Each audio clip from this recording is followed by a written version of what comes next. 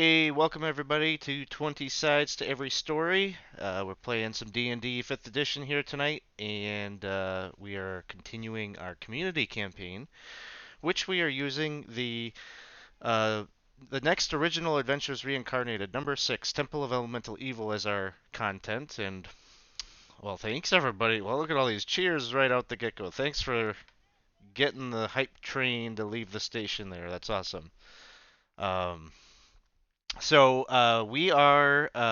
we're streaming here on our channel and 20 Sides to Every Story, and we're also being hosted by Goodman Games official. So if you're watching us over there, hello. And I feel like I need to make a little bit of like a disclaimer at the top of this one because while we're playing, this is a part of our Temple of Elemental Evil preview that Goodman Games has allowed us to take a look at the next book a little bit early here before it releases next month.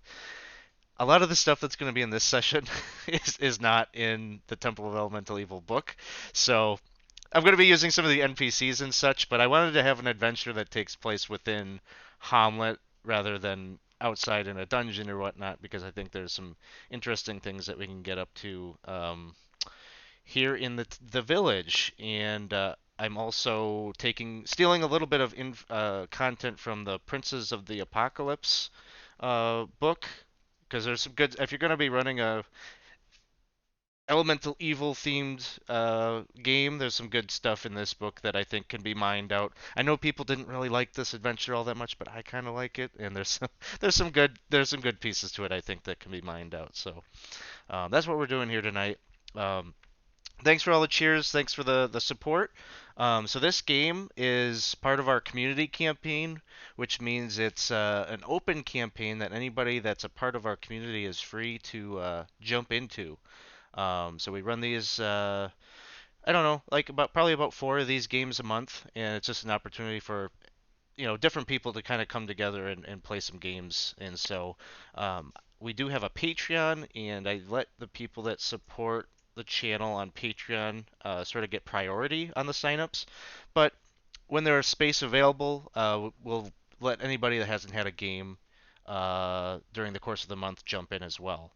So if you're having fun watching us, and it seems like it might be kind of fun to get in a game yourself, I would highly recommend you join us in our Discord server.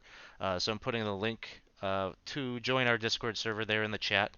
Come hang out with us, talk with us in between the streams, and there's always somebody in there to point you in the right direction if you're looking to sign up for a game or just have questions about D&D or whatever the case might be. We're a friendly group. Come hang out with us there. Um, I don't know if I have any big announcements. Let's we did well. Let's talk a little bit about last weekend. I guess we did some charity streams. So the channel just turned 4 years old last week, so we did a couple of charity streams raising money for the Center for Suicide Awareness. We played a couple of adventures that took place in the belly of a Tarrasque, so that was kind of a unique experience, and it was a lot of. I thought it was a lot of fun. We raised $1,620 for the Center for Suicide Awareness, so kudos to everybody that donated. It's always awesome when we can put these events on because I think y'all show up and show your generosity and show that it's really cool that we can use our hobby to channel that towards some great causes and things like that. So thanks everybody for coming out, celebrating, and doing some good while we played some games. So that's all I got. You can check the schedule for the things that are coming up here this week down in the info section of the channel, or you can come in and see it in the Discord server as well. So tonight we're playing Temple of Elemental Evil. So you five, some of you have been in Hamlet longer than others, but Hamlet is a relatively small village that is located within the Viscounty of Verbobank or Verbabank, um, and it's located on a road that has served as a tradeway to many of the other cities and nations that Verbabank trades with, but up until recently had been plagued by banditry and such on the road, and um, had become a little bit less traveled as merchants were finding alternative ways to kind of avoid the road. A lot of kidnappings and things like that. All of this having been identified as the work of some bandits that were uh, holed up in an old ruined moat house just outside, maybe about a half day's journey away from Hamlet. So our past couple of adventures have been dealing with that. The village of Hamlet is pretty traditional. Most of the people there have lived there their entire lives, and many of them worship the old faith, which is sort of a druidic faith of worshiping spirits or aspects of nature versus a true deity or god. Um, and very recently, there's been sort of something that has kind of stirred up the ire of the villagers as a wizard named Byrne and his friend Lord Rufus have moved into town, sort of under the authority of the Viscount of Verbobank, and they've sort of set up and taken over sort of the security of the village. And there's a lot of resentment from the villagers that these outsiders have come to town and kind of established themselves as the security of the town. But Byrne the Wizard has for the most part been the employer of many of the adventuring parties and has sent them out on multiple adventures out to the old moat house to successfully try to root out these bandits. Um, and so that has happened. The moat house has been cleared. Unfortunately, the bandit leader has not been found quite yet. He managed to escape before the adventurers could apprehend him. And so, in fact, the party that's out there at the moat house is still out there. This session is sort of happening sort of simultaneously with the group that's out there dealing with the bandits. So, um, we're going to pick up our adventure. Is going to be happening. It's going to be the morning hours of I don't know what day are we on now. The morning hours. It's the 21st of the month of Patchwall. So it's autumn time, autumn weather, crisp, cool air outside when you step out there. You're taking some comfort as you are all gathering together in the Stumbling Ogre Tavern, enjoying some breakfast of maybe some hard-boiled eggs and toast and um, whatever you might want to order from the Stumbling Ogre's wait staff. There are other villagers. Some of the off-duty militia folk are here, um, resting. Some of the farmhands that haven't quite gone out to the fields quite yet, trying to finish up the last of the harvest, are taking in a breakfast themselves before heading out to their fields. Feel like I'm about to sneeze at any second here, but it just won't come. So you five have been gathered up. You've probably identified one another as adventurers, maybe taking stock of what you might do this day, whether you might go and speak to Burn to try to pick up another a job or whatnot. But while you've been here in in the tavern, you have been kind of hearing there's one guy, a young lad, can't be much older than maybe like 18 or 19. He's pretty young, very scrawny, beanpole looking kid. Um, and he's wearing clothing that sort of marks him as a laborer or a farmer or such. Some of you maybe remember him. His name is Veltor. Um, were any of you on the beer run adventure? I don't think so. So Nope. he might be a new character to most of you. Actually, Snurb, you would remember him. He was the guy that you found out in the field that had been shot in the back. So you know him. Okay, he's a farmer, but he's also you know him to be a member of the militia. So he's been in here, and he's telling a story of some odd stuff that he noticed last night. Um, I think we'll leave it there. Before we'll do character introductions before we go any further with like kind of what's going on. But we'll go around the virtual table here and introduce our characters. So I don't have a prompt or anything tonight. Just give us your race, class, level. Um, Maybe tell us just a little bit about your character, or tell us about a previous adventure that you've been on. whatever you want to tell the audience about your character. So we will start with Zilloff. Okay, hello. Hi, I'm Isaac. I'm playing Zilloff.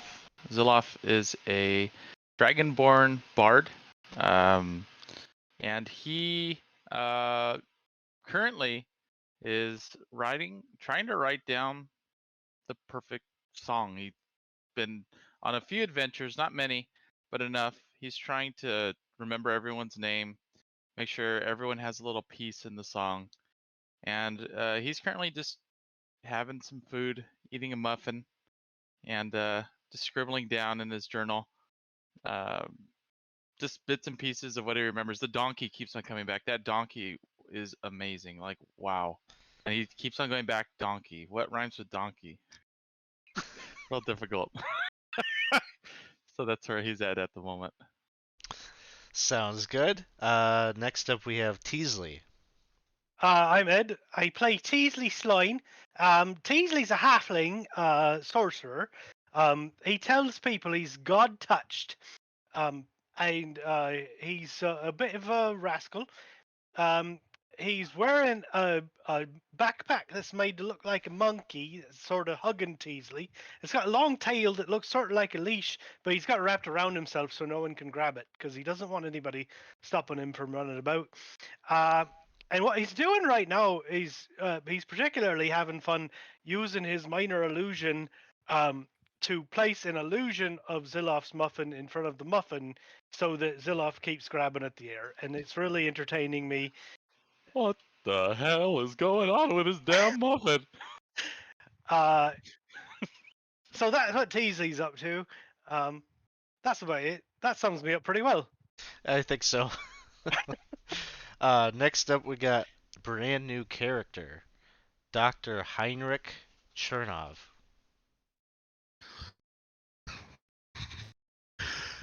I am Dawson. I'm playing Dr. Heinrich Chernov. Call him Heinrich if you wish. He doesn't mind, but Dr. Chernov is more for formalities. And if you don't know him, honestly, you can call him whatever you like. Currently, at this point in time, he is having a nice cup of coffee, has a book open on herbal medications and their benefits to bodies. He is a human rogue, and who just like sometimes look up, see the muffin trick, be like, it's a good one, and go back into his book. Sounds good.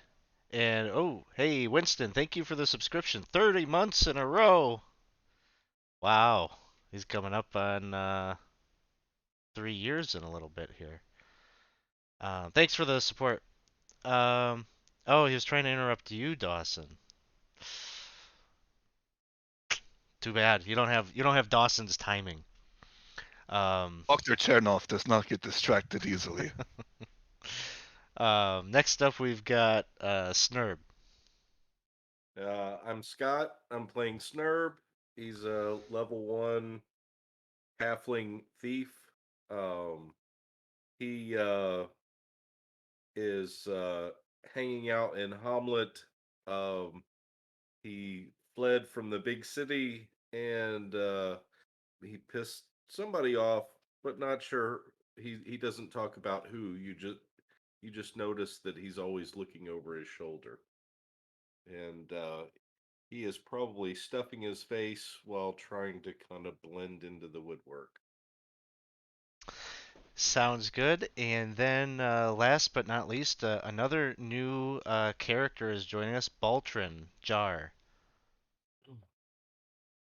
I'm Sam. I'm playing Beltran, a level 1 Dragonborn Paladin who is fresh out of the academy, and she's watching the muffin trick amused.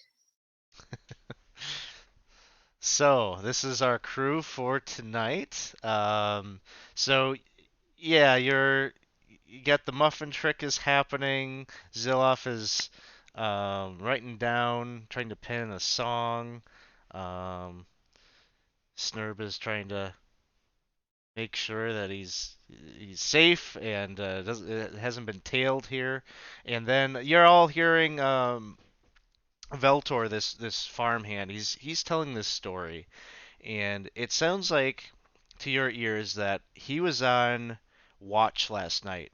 Um, so even though Byrne and Lord Rufus have sort of taken over kind of security of Hamlet, the old volunteer militia that has been the practice of the townsfolk for decades still is occurring and still is happening. So Veltor, it sounds like, was on patrol last night, and he's talking about how he noticed that a number of the Badgers, so Burns' mercenary crew that he hires out, he saw three of them patrolling the streets late last night in sort of an unusual way. It looked like they were kind of ducking into yards and fields, kind of searching them, scouring them, seemingly looking for somebody, searching for somebody.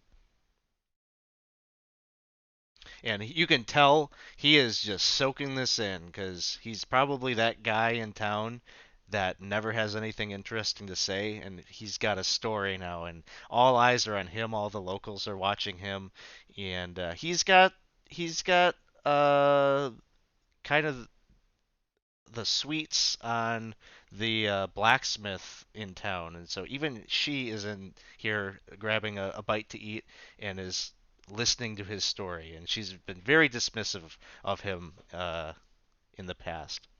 So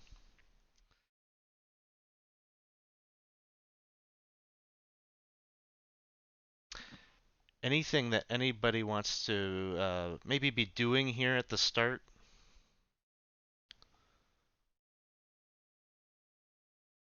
Eventually, oh, go ahead. Is he having a drink or anything while he's telling the story? He's not. He's posted up on a bar stool essentially up at the bar, and there's sort of like a small crowd that is kind of gathered there, and they're all maybe kind of the people that are listening are eating and enthralled by the story, but he's completely focused on telling his tale. Oh, that's too bad. I wanted to do the muffin trick through his drink. I'm sure you could do it when he's not looking. But Muffin he's trick. not drinking. He's not drinking anything. It's you. Somebody get him a muffin. So, as you're devising maybe some ways to mess with Veltor, who probably deserves it in some fashion, you see everything gets quiet. Like Veltor stops talking, and the cause for this is as you look over to the entranceway into the tavern, you see Rufus. You see Rufus walk in. Let me throw up an image of what he looks like.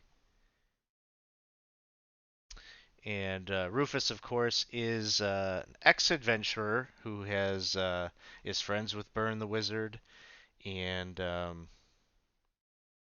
he is he is the one that the Viscount of Verbabank has placed in charge, basically, of reclaiming security over this area.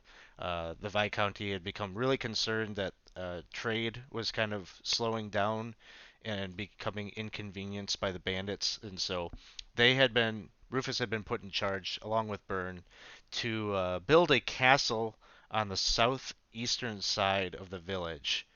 So there's a big construction crew that's in town that's sort of building a place to garrison a small number of troops to try to reclaim this area.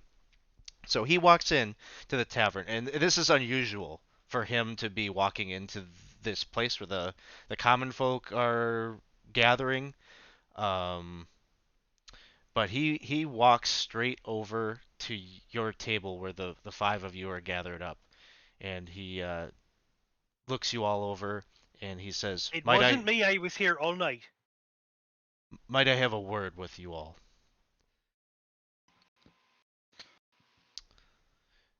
Please Pull up and see it, I follow guess. me. He Oh, we're well, going out for this. it might be best if we could have a private word. And he sort of gestures to one of the two private rooms of the tavern, and walks over in this direction to this door. Right.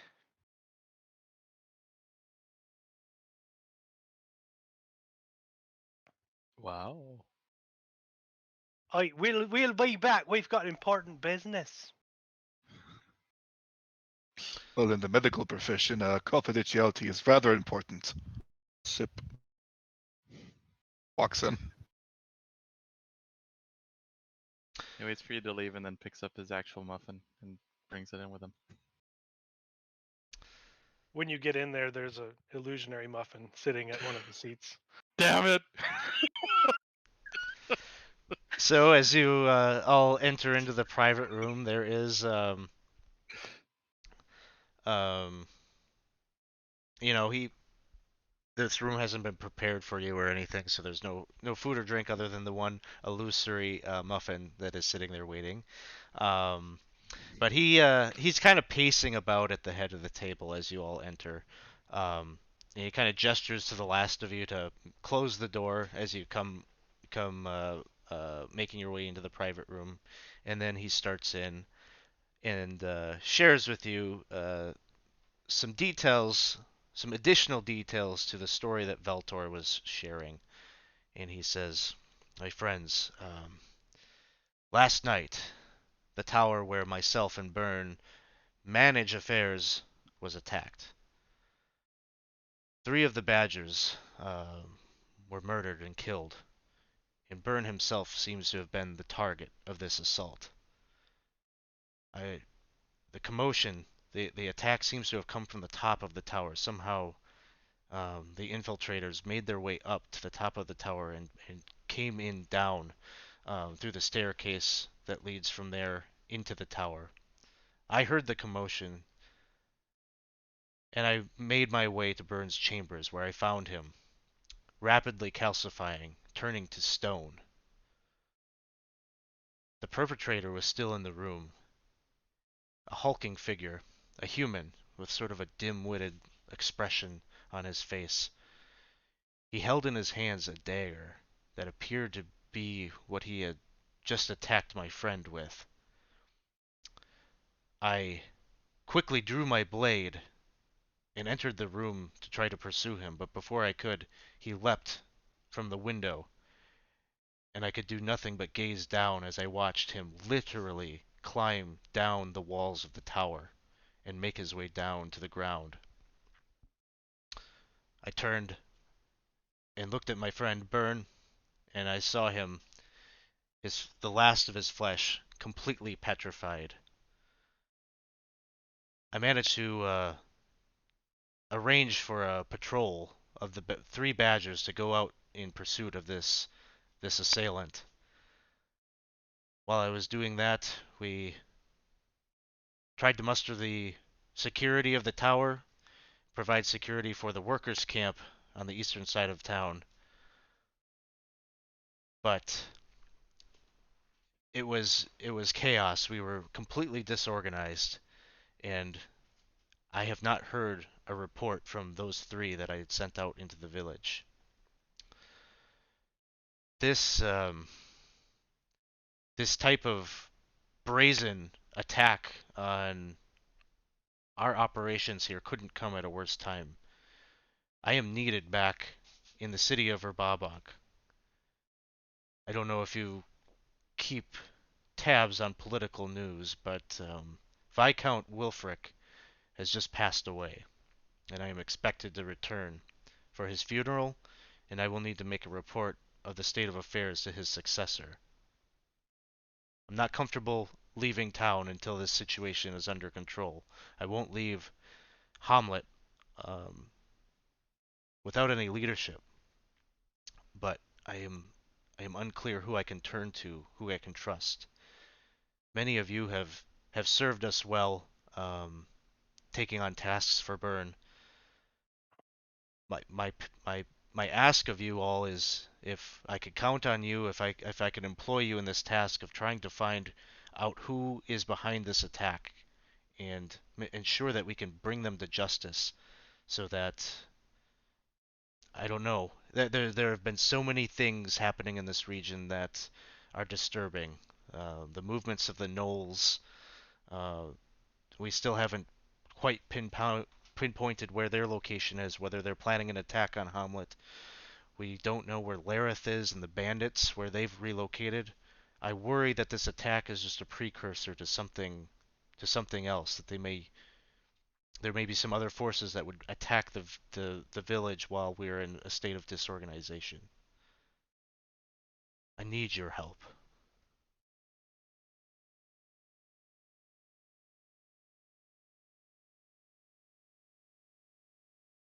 Right. You think they're you think they're still in the town? Well, I my suspicion is that they would be.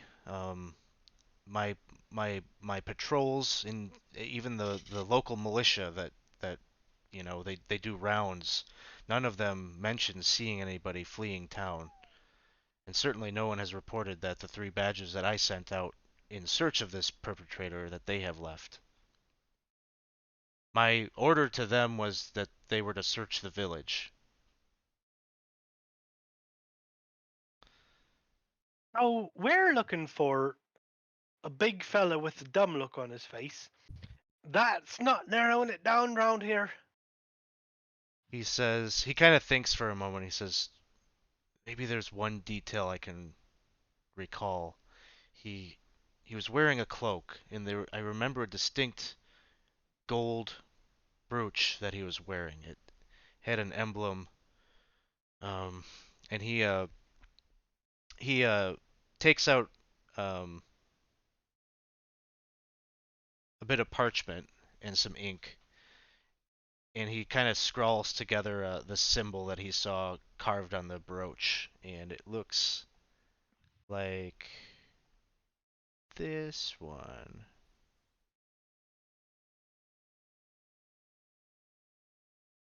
And I've got some. I hear a lot of things happening in my earpiece here, so I think we've got some redemptions of some stuff happening. Okay, Sith Lord Dave. Dave's in the house. Let's see. DM reroll, and then Casey's gonna start a rumor, and then Sith Lord Dave is buying everyone a reroll. So, party, you've got 5 rerolls in the bank. I've got 1, and we'll see what the rumor here is. Um, let's see. Here is the symbol that he describes to you as being on the brooch that he saw the assailant wearing. Well, that's something. Is there any sort of symbol we recognize? Um,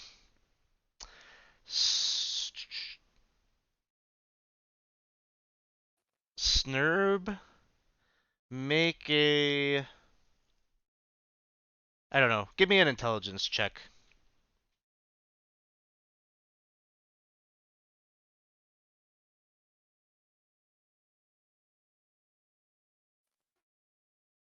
No. None of you recognize this symbol.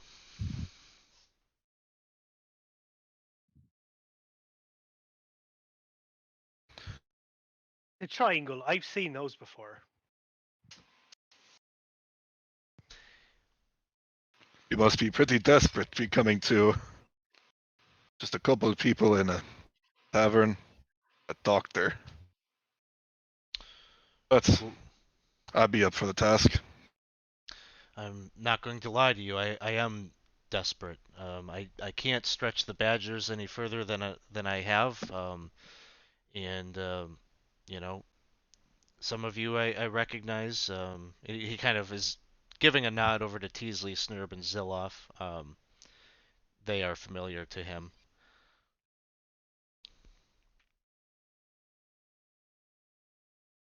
Well, if you think we could possibly help, then I guess I would say let's do it.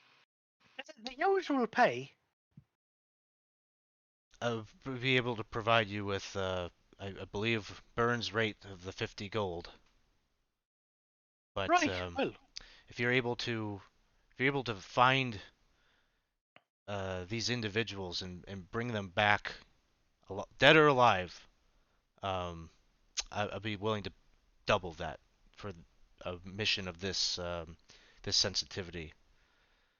Right. Well, now we're talking. I know Is it it isn't double it if they're alive, normal if they're dead, or is it double if we can do it? double if you can do it. At this point, while we might be able to extract some useful information if you can bring them alive, at this point I'm merely looking to show that we're able to control the situation here in Hamlet. Um, and so if you can find clear evidence of who's behind this and and bring them back and the problem is taken care of and I can report that to those that I need to in the city, that's fine enough for me. Right. I know this isn't much to go on. I wish I had more, but the animosity that the villagers have for myself and the Badgers, I don't think that it is within my power to really collect much information. But you five, you maybe have better relations with some of them. It could be that this might be enough that someone might recognize this symbol and have a heads up.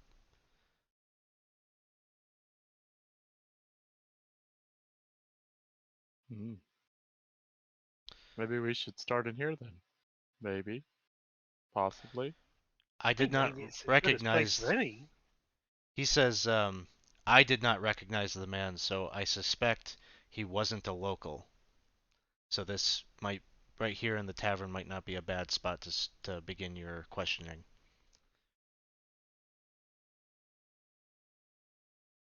Is there anything else that you need from me? Anything that I can provide to help you?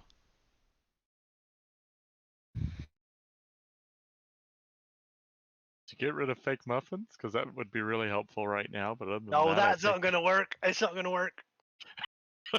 I just want to sit down. Okay. Why don't you have a seat on that really big muffin behind you? I don't want to. It's not real. You'll fall through it. It'll be so funny.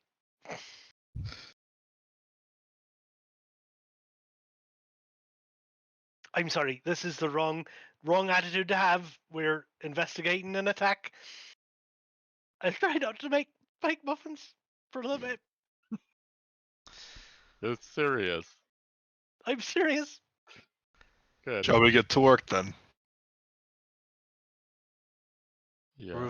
Rufus takes his leave of you, and tells you that he's gonna go and speak to Hroth, who is the head of the citizen militia. So he's gonna go and talk to him because even though they haven't been coordinating and cooperating up until now, things are desperate enough that he's going to try to see if there's some ways that they can kind of split the tasks of keeping watch on the road, keeping watch on the horizon, while this investigation is taking place. And so he takes his leave and he says, that's where he'll probably be for the next few hours, is out at his home on the east or on the western side of the village. So if you need him, that's where you'll be able to find him. And he takes his leave.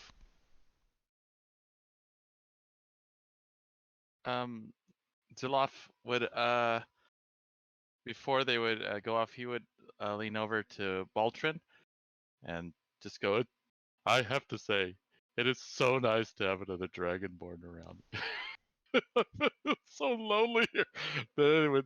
I wasn't sure if they were staring or not, but you haven't experienced that, have you?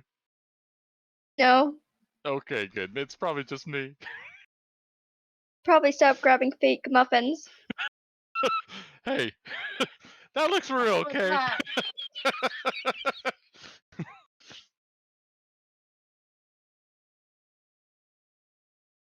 Well, we have a few avenues to start our search, I guess. Having a lovely talk with our lovely lore keeper over there. He gestures towards the kid who's just going off about his one story. Or we could investigate the tower itself, see if we can find any leads there. Well, I think asking about here is probably a good idea. And I wonder if perhaps, well, I know Snurb a bit, and I know Snurb and I have some similar talents that might be of use, and we could go have a peek about some of the rooms upstairs and see if we can find a brooch like this one. You're not telling me you're gonna break into people's rooms now, are you? It Yes. seems kind of. That's exactly what he's gonna do. Yes, but now we're going to do it with an alibi, a reason that isn't nefarious.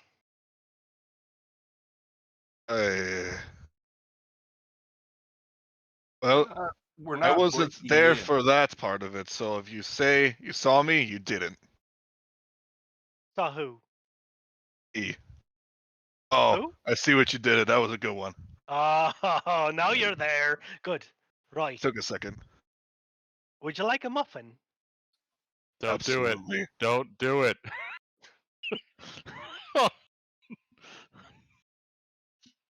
I'll offer him a muffin. It's a real muffin. Thank you.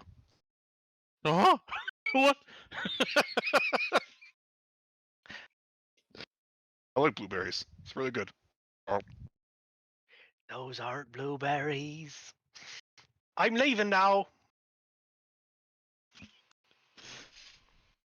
Oh no.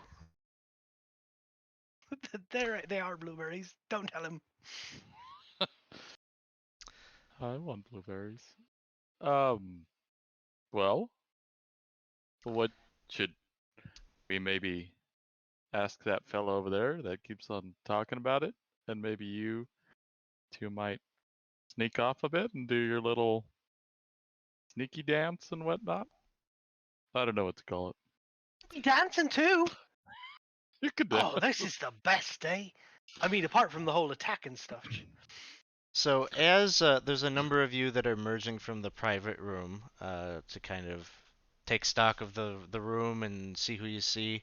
Any of you that are proficient in insight can make an insight check for me. Mm-hmm.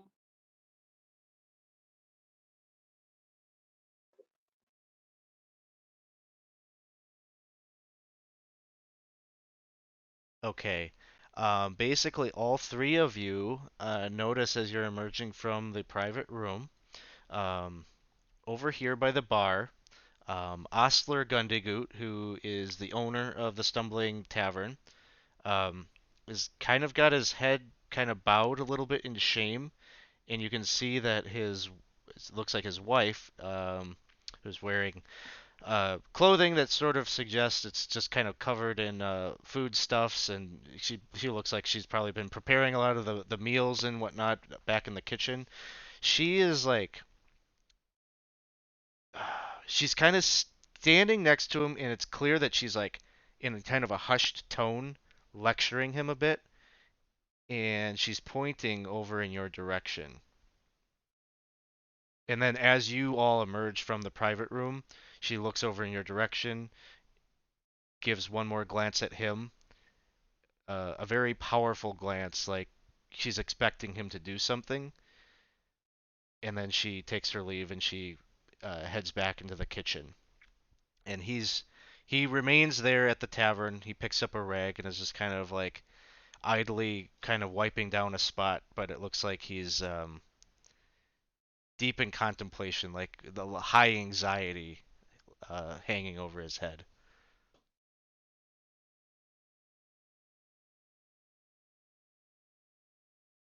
Dr. Chernoff would start heading over to the bar to have a chat with him. And as you approach the bar, he looks up and he says, "Oi, um, sorry, just a little absent-minded here. What can I get you?" There's something seemed to be troubling you, friend. You seem to look like you're sweating a little too much. Are you of good health right now? Oh, I am fine. It's just business has been so hard, so hard. what with so many new folk coming, hard to accommodate you all, and I've just got a lot on my mind. And sorry, my troubles aside, what can I get you?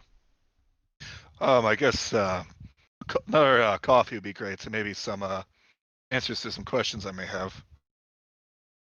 Oh, of course, of course. And he turns, and he's got kind of some coffee ready, already prepped up. So he grabs a mug and pours you some. Well, what can I help you with? Well, mainly since I'm still a newcomer to this town, I still have yet to get my business set up here as well. I'm just been concerned as of recently because of all the apparently manhunts at night that I keep hearing about. It just doesn't seem like it's a safe place right now. Mm. Well, you'd be correct. It hasn't been safe here in some time. Not safe for anyone. Uh, I hope it's not anything too troublesome. I hope it'll get resolved quickly. Uh, maybe you think you've heard anything that could at least resolve my nerves? It's also kind of getting to me as well. Something to resolve your nerves. You're just I talking just about a drink? just answers would probably be great. Have you ever? Is this common? Is this just anyone seem just like you look over to them? There's like I wouldn't trust them. Well, a lot of folk come and go. Not all of them share their stories. It has been this way for some time. I suspect it won't get any better. I have no answers for you, though. But I feel like he's still holding out. Yeah, you can make another insight check.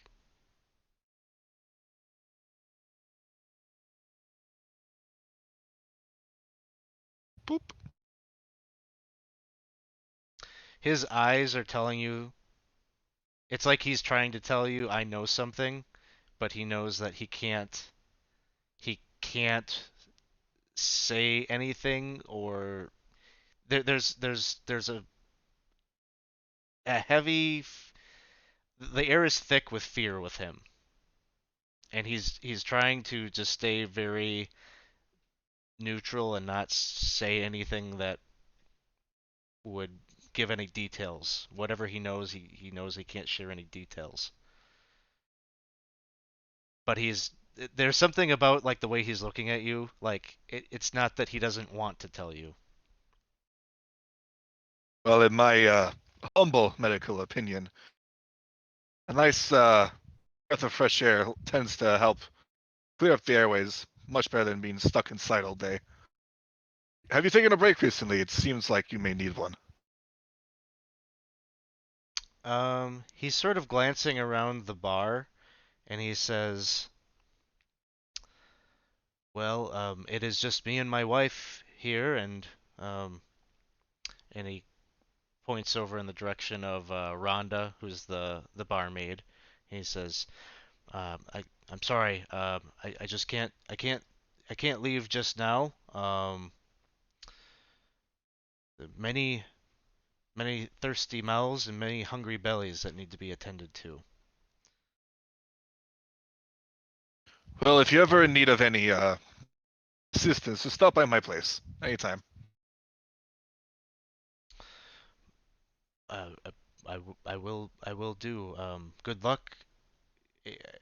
I wish you luck in what you're looking to find. Uh, Kind of simultaneously as that conversation is happening, you all see like Spugnoir is here, of course, and he runs up to you all, and he's just like, "Oh, guys, have you heard what has happened to Burn? No. They say he's he's been petrified. Maybe some spell gone wrong." That's what I heard. I heard he's all alone up there in the tower, completely. He's big like a statue.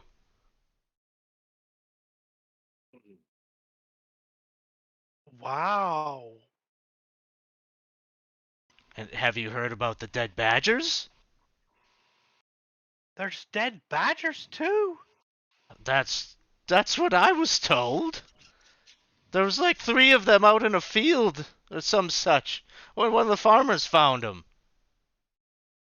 Wait, which kind of badgers? The animal kind or the ones that burn hires? The ones that burn. Oh, you know, Absalom. He was the one that. Do you think he was telling me another tall tale? He was just messing with me again. No, I don't think so. I think everything Absalom tells you is true. Well, I mean, he said it in connection with the petrification thing. So Yes, and Absalom has never lied to you or anyone else. no, he's my friend. He wouldn't lie to me like that. He's a good friend. Well, maybe I'll go and look and see if I can find out anything. I saw that Lord Rufus was in here. Did he give you all another job? In Absalom's shadow, my friend. Do you think you might need some help? If I could help, in any way to uncover who did this to Byrne, I'm sure he'll be eternally grateful if he ever comes out of that state. And then he'll have to take me on as his apprentice. Well, perhaps it would be helpful if you, as we aren't practitioners of the magical arts like you are, perhaps you could do a bit of research. Maybe there's a spell that could have done this that we wouldn't know. Do you think you could help us by doing some research? Well, I would like to do that, yeah. But I would think that Byrne would have all matter of tomes and such. Maybe if you could convince Rufus Well, to if allow me he's to pore over those tomes, I could find an answer. Well, I'll tell you 2 things. Byrne's not using them because he's turned to stone, Yeah. and Rufus isn't there. So you're advising I just walk in there I'm and not advising. I can't give you that kind of advice. You'll have to make your own decisions. oh, I've been always so bad at making my own decisions. But well, But when opportunity presents itself, Spug Noir, you must grasp it. right As you are. Absalom would do. Right you are. Um and so Spugnor, well, actually, why don't you make a persuasion check? Sure.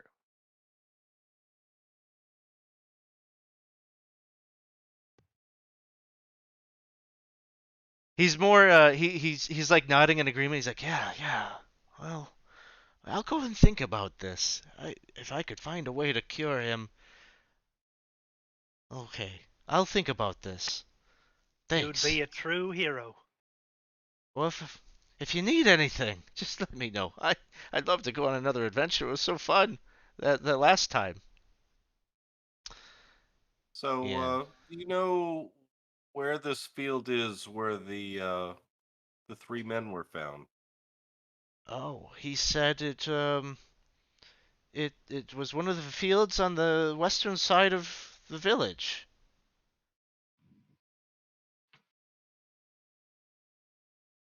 Any other Did he say anything else like how they were killed? Let me reference this little piece of information here. um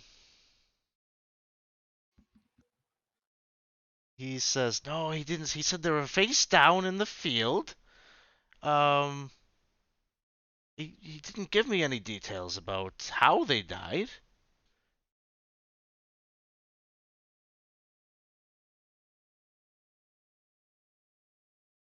But I could certainly go and take a look for you. I'll report back if I find anything.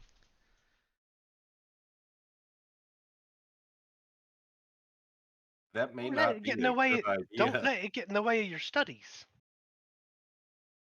Well, maybe I could go and take a couple of books, take them with me. I go out to the field. Now, Spugnor's multitasking. If you think you're up to the task. So he takes his leave from you. It's not clear at all what direction he's going to head in or what he's going to do, but he gets out of your hair.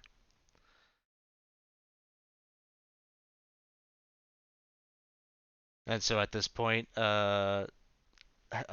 Heinrich, you've concluded kind of your conversation there with um, Ostler Gundegut. Anything that Baltrin or Zilloff are up to? Can Beltran go talk to the wife? Okay, yeah, you saw her. She went back into the kind of the kitchen area back here, and even there's no door or anything. It's just open archway. You can look into the kitchen. You can see her.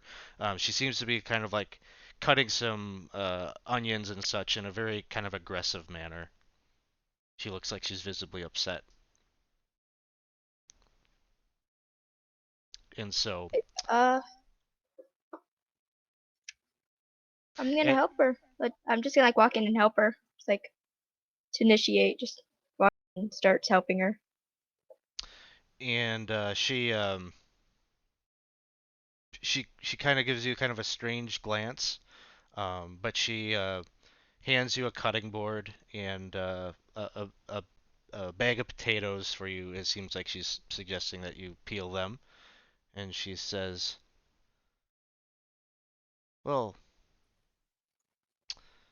I'm quite thankful for thank you for the help.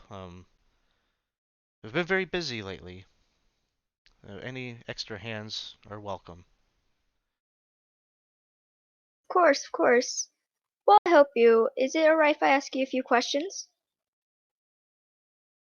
It's perfectly natural to talk while we do this work. And she's not alone. You can see that in here also is a young girl. Um, well, no, now I'm trying to remember. A young woman, maybe 14, 15. So she's also helping out and uh, cutting up some chicken. It looks like they're kind of putting together like a stew or something for the evening.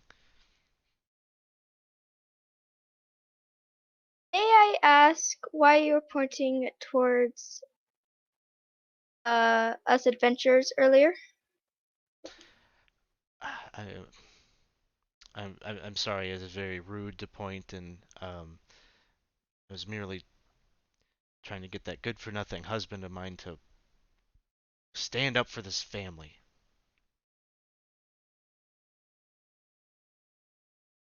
Really? And you can sense that she's like she she like intentionally said it that way to maybe get you to ask more questions. Uh, what family? And protect them from what?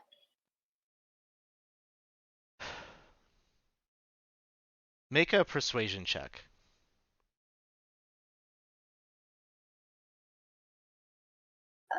How do I do that? Oh, I'm sorry. Do you see where your character? Do you have your character sheet open?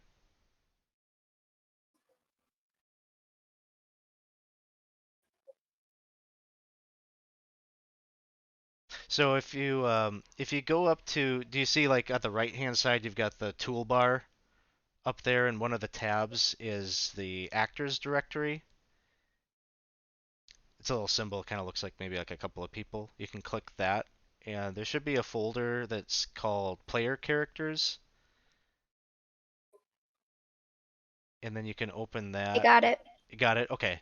And then on your character sheet, when you open it up, um, you'll have your list of skills is there. You can click on the skill that you want to use, and a little box will pop up asking if it's at advantage, normal, or disadvantage, and you just click normal, and the roll will happen in the chat. Okay. Persuasion check. Yeah.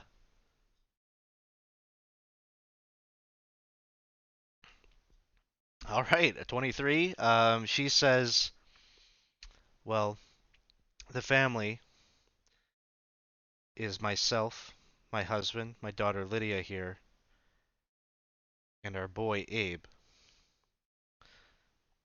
Day before yesterday, they came and took Abe. This man, he'd been staying here for the past month or so. Big, ugly fellow. He's got a room upstairs. Been hanging around here with this strange looking man. Bald, wearing robes. It looked like he was from a monastery or something. He's very, very out of sorts. Um, but they took Abe and they impressed upon my husband that he was not to say anything. You see, my husband, he's on the leadership council here amongst our people, and it sounds like Elder Nevitz, sort of unofficial mayor of town, has orchestrated something. Well, this affair that seems to be happening with Byrne and the attack on the tower. I fear that my husband knows something about it. That is why they've taken my son to secure his silence. Don't know exactly Okay. what he knows, but maybe you can help somehow. Help us get our son back. We could definitely do that. Just to be sure, did the big ugly dude have a triangle with a line at the bottom of it? She kind of lowers her gaze and like she's trying to think back, and she looks back up at you and says, "Now that you mention it, yes, he had the same symbol. I saw it on the monk's robes as well." Okay. Okay. So Turn's gonna finish up cutting potatoes and she's like, thanks for giving us the information. We'll get your son back safely. She'll go back to the others. She just kind of like grabs your hand before you goes and kind of clasps it between hers, and she says, "Thank you, and we'll be forever in your debt if you could do that." And you head back out to where the others are. Anything that any of the other characters are doing during this time? Well, Snurb and I had discussed sneaking up. Well, rather, I discussed and tried to rope Snurb into sneaking upstairs to break into rooms. Sure. If I see that might be happening, then Ziloff is gonna start a performance. Okay. That sounds good. What does that look like? Is it like jumping up on a table and It is. It is. He's going to attempt to jump up on a table and begin to perform. okay. And Yeah, tap so dance and sing. tap dancing and singing. Okay. Yeah. So, if I'm gonna say you do a performance check here, if you succeed on your performance check, then the stealth checks of the others will be at advantage. Okay. So here we go. Performance check. Ah, 14. So you are a strange sight to be seen here in the tavern, or in Hamlet, a tavern in Hamlet, and so you get up on the table, you start Uh-huh. tap dancing, and you have Blue skies, look at me on the blue skies, what I see. Yeah. Little bluebird singing a song. Nothing but blue skies from now on. You have the entire tavern enthralled, much to the chagrin of Veltor, who is still trying to milk every little detail of his story, and everybody is now paying attention to you as he's desperately trying to like fabricate pieces of tale to keep roping them in. So yeah, Snurb and Teasley, you have advantage on your stealth check here. All right. Well, we better sneak away then.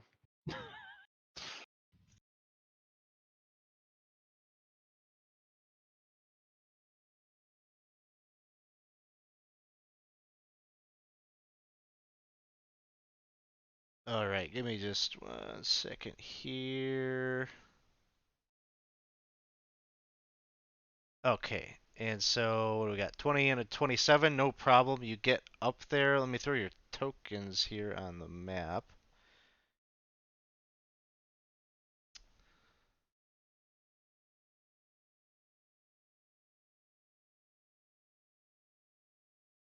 All right, so are you able to see okay on the map there Yeah.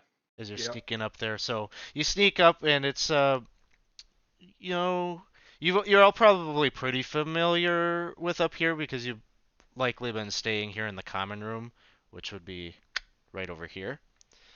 Um, and so you're looking down. There's lantern light. It's morning, but there's lantern light that keeps the entire hall well lit. On either side, a row of wooden doors. Right. So I'm thinking we should listen at the doors, and if we don't hear anything, we should have a little bit of a peek. What you think? Yeah. Yeah. All right. So which of these doors would you like to go and take a listen at first? Well, this one's closest. Go ahead and give a perception check there.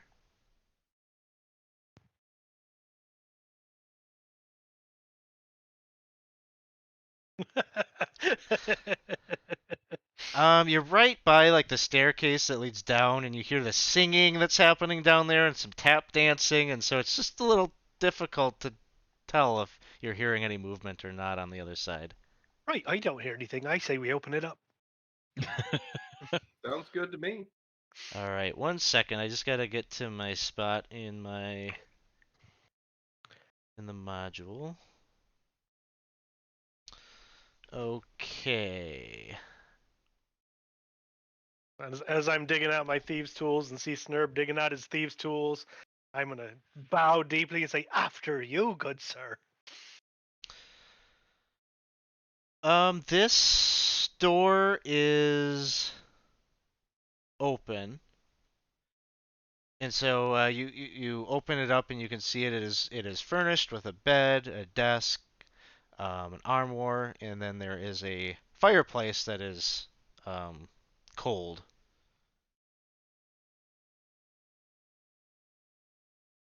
Well, Nobody is in here. what you think? Quick look about or move on? Mm, let's move on. Right. When you look into this room, there's nothing. There's no clothes. There's no bags or anything. It strikes you as maybe this room is not rented.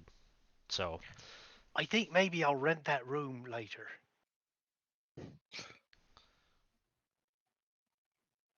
so you move on to the next one. Listening first before you head in. Yeah.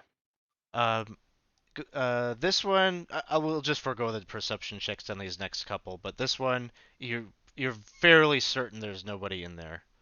The door is locked on this one. Well, I'm happy to assist you in thieves' tools. I think we're both proficient.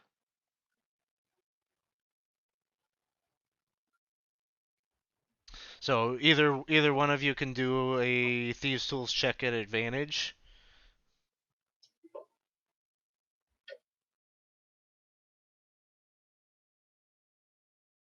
All right.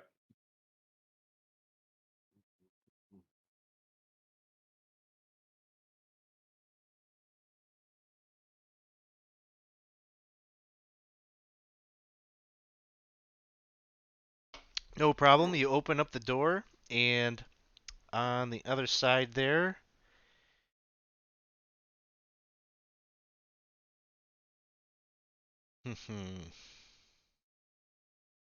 Okay.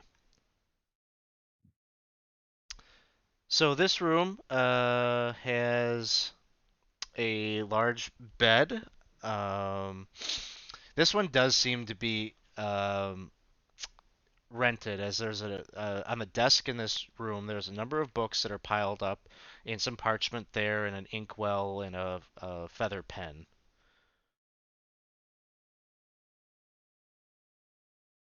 I'm gonna briefly glance at the titles of the books. I'm guessing this might be Spugnor's room. Yep. It very quickly becomes apparent to you that this must be Spugnor's room, just based on his spell book is sitting here, and so it's got all of his very useful spells are in there. His the scribblings on the desk are like factoids on Burn that he's collected. Some of them are kind of like questions to himself about Byrne's origins, where he's come from. He's got some speculation that Byrne was a dragon slayer scrawled there. So yeah, it becomes quickly evident that this is his room. Right, so this is not going to help us in any way, but I can't miss this opportunity. And I'm going to go to the spell book and I'm going to make a few modifications to a couple of pages so that some of the words are dirty words. Okay. Make a. Do you have like a proficiency in like some kind of a tool set, like a calligrapher's tools or a forgery kit or? No. Nope. Okay, just make No, I don't think this is artful so much as it's really entertaining to Teasley.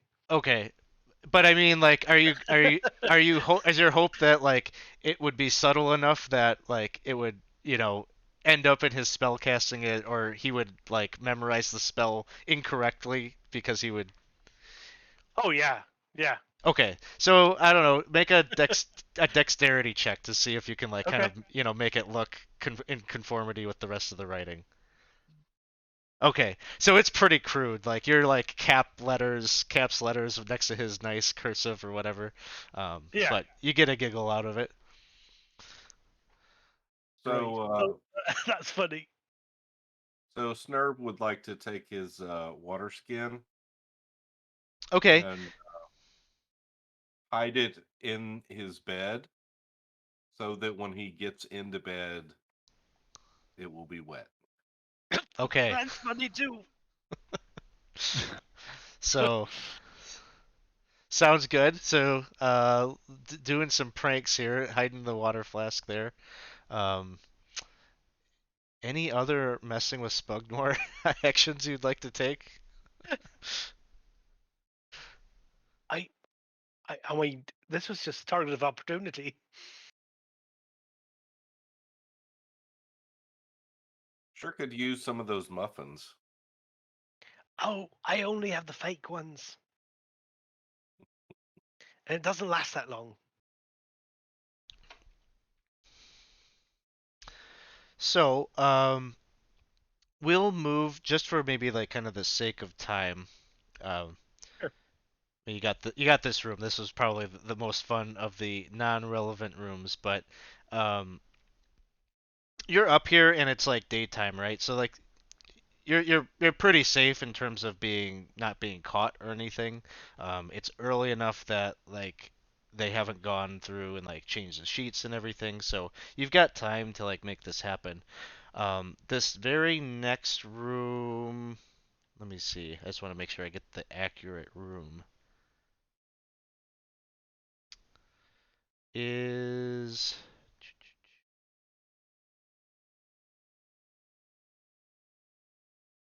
towards the bottom here. This one right here.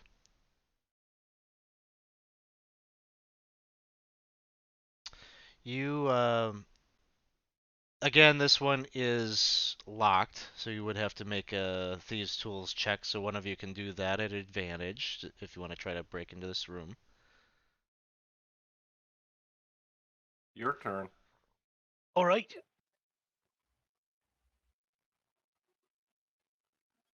Oh, that should have been an advance, so I'll probably okay though. Yeah, no problem. You got it.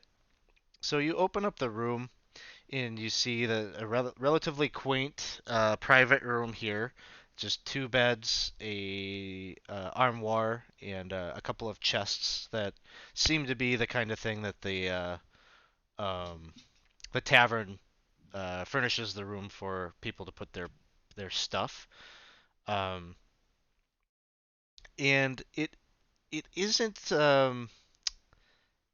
There aren't any like dead giveaways whose room this is as you enter it, but go ahead, either separately, like you could both make this check, but if you want to do an investigation check, you're kind of looking for clues, maybe that symbol, you're looking for anything that might identify this as the room of the assailant that you're looking for.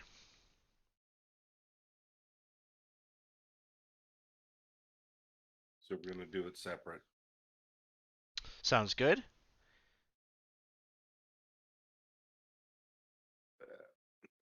Okay. So, you both kind of happen upon this at some point. You're checking around the room. There's some um, kind of traveler's clothes in the chests. Nothing that has that symbol on it. However, you're looking around. There's just kind of like nothing that's really like sticking out to you. But then, um, both of you kind of look over at the fireplace. It doesn't look like it's been used at all recently, and you make your way over there and you kind of reach up on the inside of the fireplace and you're able to find that there's like this spell scroll case, this little cylindrical tube that was kind of like stuffed up in there. And as you um, presumably you're curious about what's in there and you open it up and there's just parchment written missives that seems like directives that had been sent here to Hamlet to whoever owns this room. And one of them seems to be very direct and like you makes you feel that this is the room that maybe you were looking for. One of the missives says it addresses a man named Taruko, and it says, Taruko, our alliance with the followers of the Eternal Flame is complete, and soon our forces will eliminate the progress of the other cults, leaving the remainder of the temple to us to divide. We are going to be in need of new recruits, sacrifices from Hamlet. The village is ripe for the taking. The long-standing citizens revere the spirits of the old faith, and that reverence will be easy to exploit. Based on our reports from you and others, the Council of Hamlet has strong prejudice against Byrne and Rufus. If our cause can prove useful at removing them from power, we may be able to place ourselves in control. Here is a breakdown of some of the members of the Council of Hamlet. And I'll copy and paste these particular notes just in the um, in Foundry here. See if that works. So these are some notes that are scrawled there on some of the citizens of Hamlet. It says Elder Nevitz, his father served the Black Earth 50 years ago and gave his life to the cause. Show him the stones and he will be yours. Mitch Mueller, an easy dupe. He'll follow Elder Nevitz's judgment. Ostler Gundagoot. His weakness is his family. Use them to ensure his silence if it comes to it. Roth. He's in charge of the militia and will likely go along with any plan that puts him back in charge. And Jaru. The old druid is friendly with Byrne. Part of our arrangement with the followers of the Eternal Flame is that they will deal with him.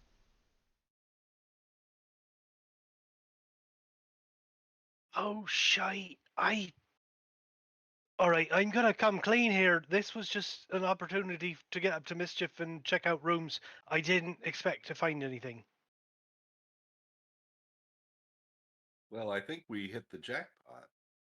Um, bef- before we leave, I think we should see if we can find any stones in here. Right. Yeah. Let's look. You look But like about. for real though. You look about for some object that could be what this note is referencing, and it's basically this room has been pretty bare except for the finding of this tube. So nothing strikes you as that it's right here in this room.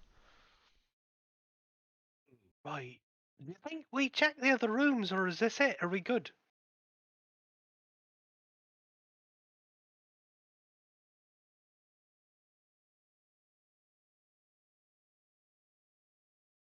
Well, I think we've taken enough risk, considering we have a lead to go on now. It doesn't really tell us where to go, but I suppose we could ask about who has this room.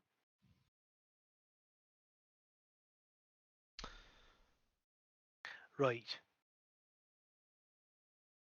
So the two of you heading down, maybe to convene with the others about what you There's discovered. 12.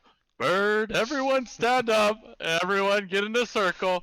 Flap your wings like a birdie, birdie, birdie, birdie. Everyone's a birdie. Okay, we're done. Okay, as he sees I'm coming down. Okay, thank you. Pick the 31.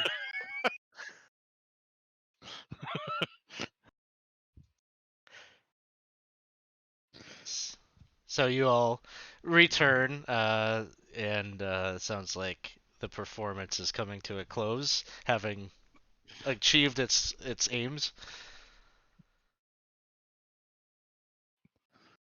Well, personally, I wasn't able to gather all too much. I fear that our good barkeep over there may be getting blackmailed. I think you're right. I don't know why. I have that feeling, and I'll hand, or I guess Snurb. I think you have the parchment. All right. It's on his bifocals. Oh. Oh. That's real interesting. Very bad. Right. That was here. That note was up. Did we should maybe ask who that room belongs to? Right. That's a good idea.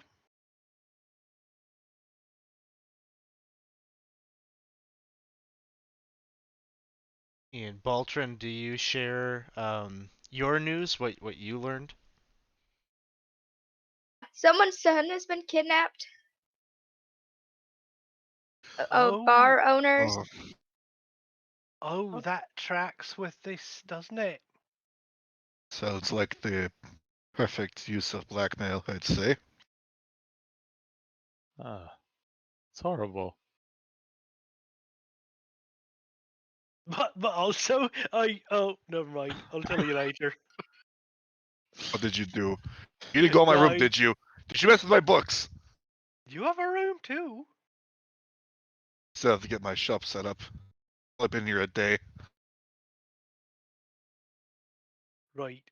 If you could just create another distraction and distract the doctor for a bit.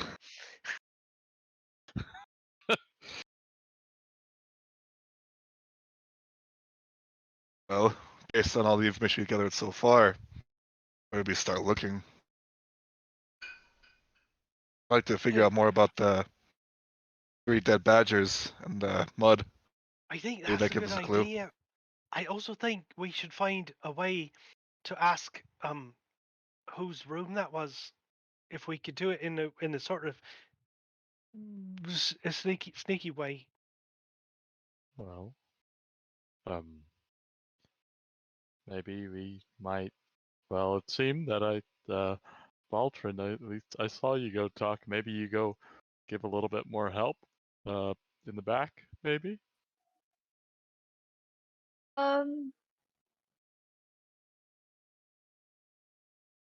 I've already give from the information, like of whose room it was. I don't think she told you that. You want to go and try to ask her about who owns that room? But yeah. Okay. So you go back to the kitchen. And are you just walking back there, or are you like taking, describe, I guess, how you get back there to the kitchen. Just gonna walk back there, just like ask a few more questions, and And she obliges you, and you ask her about the room upstairs. She says she's not she hasn't talked to those two individuals at length. Her husband kind of deals more with kind of the booking of rooms and such. He's got a book behind the bar where he's got like the names of who's staying and for how many days and their general ledger of what they owe.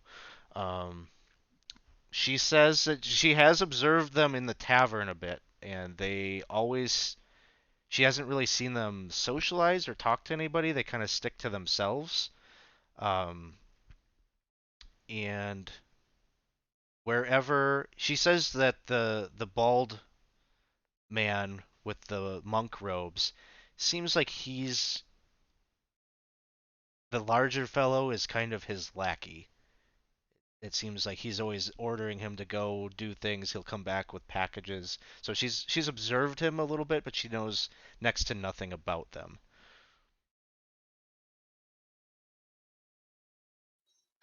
thank you. And then Belcher's just gonna go behind the bar and look for that book. Okay. The barkeep is there. So he'll see you if you walk behind the bar. Um, do you brazenly start looking for the book, or Yeah, she does care about the barkeep. okay?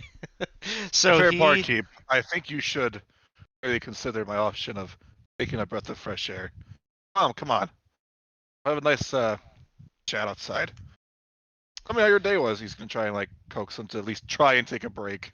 okay. Your dragonborn assistant can run the bar for a bit. Make a persuasion, Dr. Heinrich, at disadvantage. Yes, sir. Bu- Persuasion. Sure, it's here. There it is. That's perception. Nope.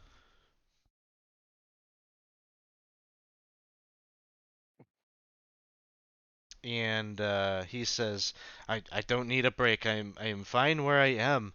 What are you doing? Why are you behind the bar here, snooping about?" He's, Waves a hand, look, and goes back to look and just ignores. you see he quickly, there's like kind of where like his box where he keeps coin and whatnot. There's like a little book there, and he like grabs that and kind of like holds it tight. Sir. Book was just open when we found it. Wouldn't you agree? Make a persuasion check. This is normal.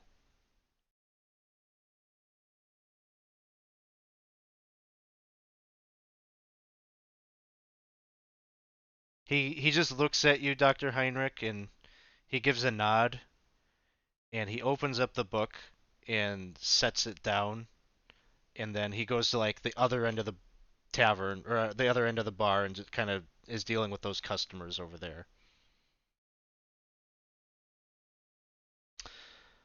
Um, so then, Baltrin, you look at the book, and it's opened up to a page that you'll be able to cross-reference with the room number that Teasley and Snurb will be able to tell you that that page does correspond with the room that's up there.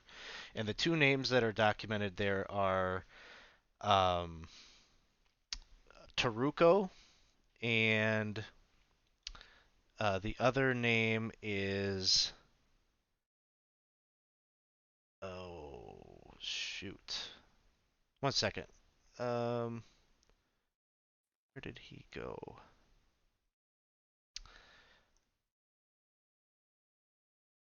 Cobart. Cobart. I'll type those here.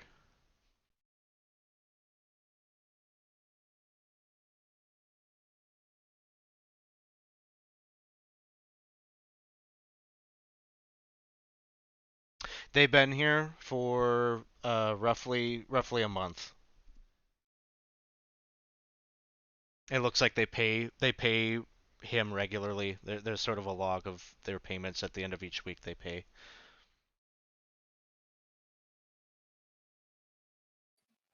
Are the other party members around, or I think so, right? You're all kind of gathered trying to. I think several of us are back at the back of the bar, while you and Heinrich are up there, but we're still in the room. Well, it gives us names to look at. Maybe around town might have seen or heard of them. Right. I suggest we probably give his book back to him now. What you think? Perhaps the field next where the badgers were found. Maybe we can find a trail. People Right. to think the same thing after a murder or attempted assassination. I Probably want right. to leave as quickly as possible. And not just that, but we might want to. I don't know where we would find that druid, but we might want to give him the heads up because it sounds like they You might be know, doing some. there's been people saying he's been missing for some time. I Oh, wonder if we're a bit late on that one. oh no.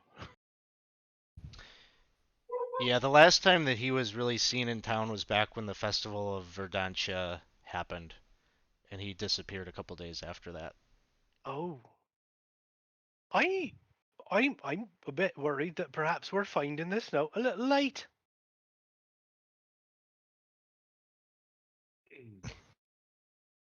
But Actually, we've got to find where this murder took place, and there's a boy that's been taken, and that seems like a good reason to to get on the stick a bit. I would agree. I suggest we probably leave sooner rather than later. So, at this point, you probably have. Maybe I'll kind of narrate what maybe some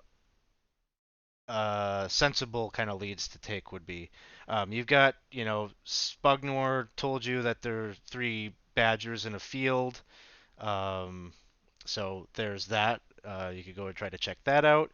Um, it looks like Mayor Nevitz maybe was a vocal member of the Council of Hamlet who maybe orchestrated something, or was the one that these these these two fellows that seem like they have something to do with the attack on the tower. It seemed like they were trying to pull some influence on Mayor Nevitz, so you could go and check out his manor. Um, there would be Mitch Mueller. He's the miller in town. You could go and maybe chat with him, see what he knows. Um, Hroth, who I think many of you have met Hroth. He was kind of the first person that you would have met coming into Hamlet, the leader, the captain of the militia. Sounds like he's on the council. He might know something. Um, you could always talk to Veltor. He saw a number of the Badgers last night, so he might know something.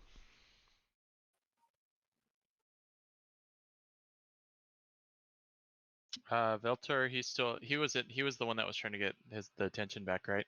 Yeah.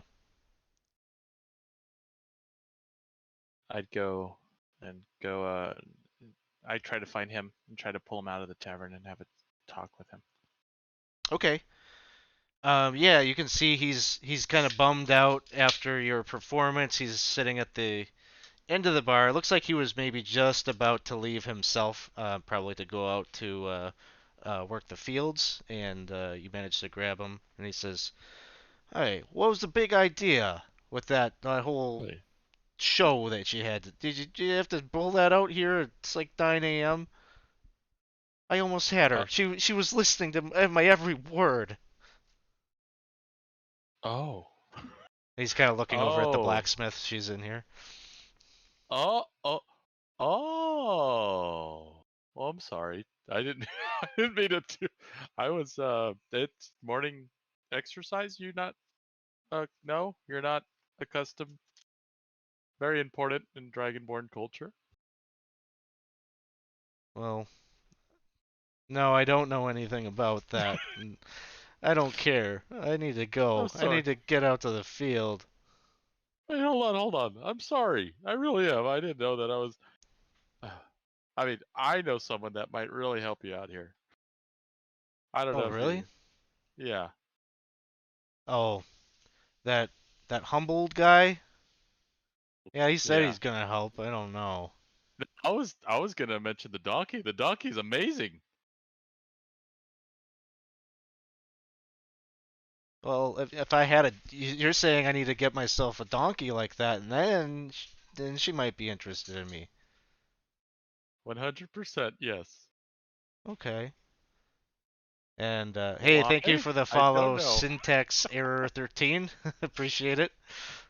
But even more so, I heard. I actually want to hear what you maybe have to say. Right, fellas. Kind of look back to the rest of the group. Absolutely, I heard it's a wonderful story, and he says very sarcastically, just, we've heard it all morning. Well, the long and short of what he ends up telling you is that the three of Burns Badgers that he saw last night. I'm gonna flip quick to the Hamlet map.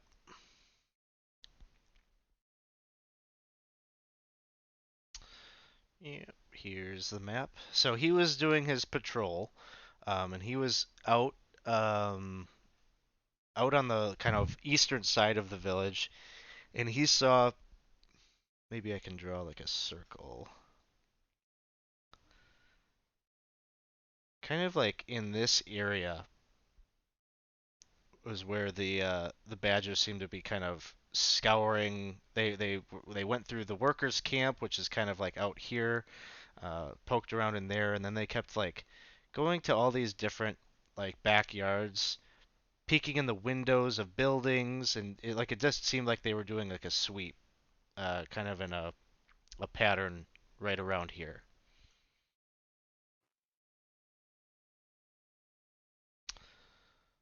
Okay. It wasn't loading for me, Alex, but I switched the stream to take a look, so I think I got to see a little bit of it. Okay. Sounds good. Yeah, I'm not seeing it either. Yeah, I'm refreshing. Yeah, See it. maybe if you refresh your browser, maybe it'll take hold. It is a big map, so it also might just take a little bit. Mm-hmm. And was it him who also mentioned the bee badgers were killed, or was that someone else who came in? That was Spugmore said that. Oh yeah. He said that Absalom told him about that.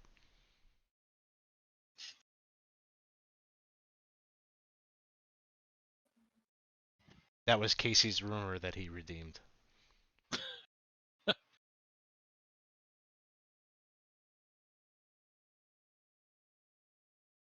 Okay, I see. All right. Well, thank you. And I'm sorry, I really didn't mean to do that. I apologize. That's okay. She wasn't that interested anyway. And then he just kind of Eeyores and goes full Eeyore and makes it back out to his farm where he works. Father, don't mind me. So, what would you all like to do? Well, I'd say we go out where these bodies were found, right? I would agree. The longer they're out in the sun, the more difficult it is to identify what happened. And they Oh. get smelly. You get used to it over time. I don't want to. Mm-mm. Okay. So you guys all exit the stumbling ogre, and kind of over in this field over here, you see Spugnor just kind of like looking at the ground, and he's just kind of like like going up and down this field of corn that's out here, and you can see there's a man over here. It looks like a farmer. He's got overalls and whatnot. He's just crossed-armed and like watching Spugmore, like kind of he's just being entertained by this and watching him do whatever he's doing. Where's this on the map? Pretty Southwest? much, yeah, just like just to the southwest here of Oh, I see you. the tavern. So here's the man that's watching. I'll throw Spugnor's token out there.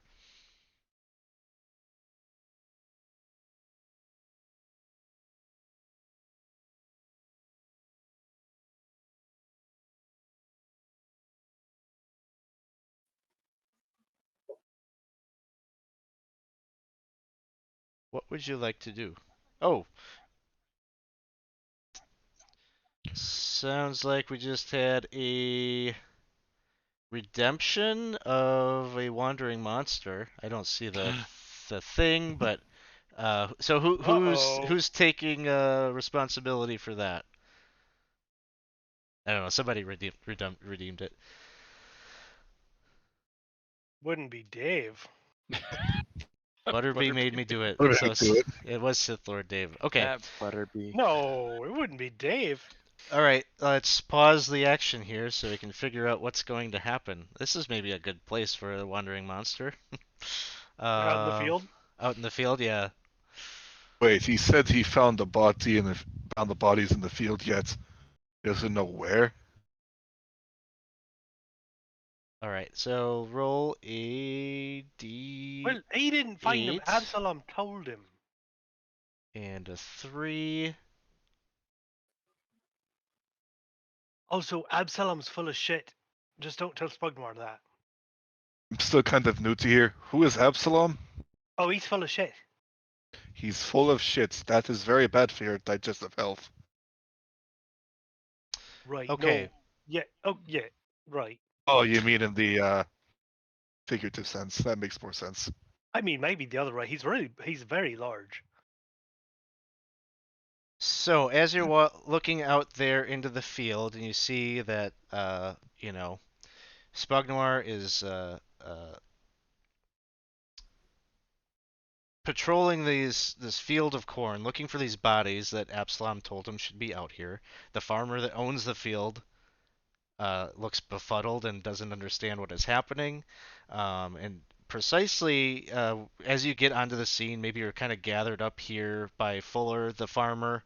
You see these two creatures emerge from the trees just to the northwest. They're kind of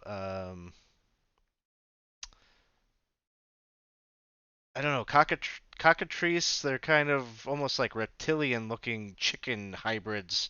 And so these two things emerge out of the woods here, and that's the wandering monster that just got redeemed. So I'm gonna just put us in an initiative order here to see what you all would like to do as this happens. So. Oh boy. Okay. I need to throw some tokens out here to make this work. So we're just going to do Theater of the Mind. So let's see. I've got put Baltrin there. We've got Dr. Heinrich. Oh, to do the initiative tracker, right? Yeah, I got to put the tokens out here to put you on I've been there. trying to figure out Foundry in my home game, and I'm not doing well with it. And Ziloff. So I'll get you all on there. Okay, so now you should be able to roll initiative.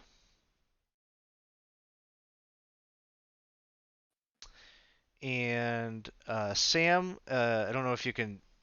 The helpful hint that people have shared with me is that on the little upper right where you got it. Yep, you found it.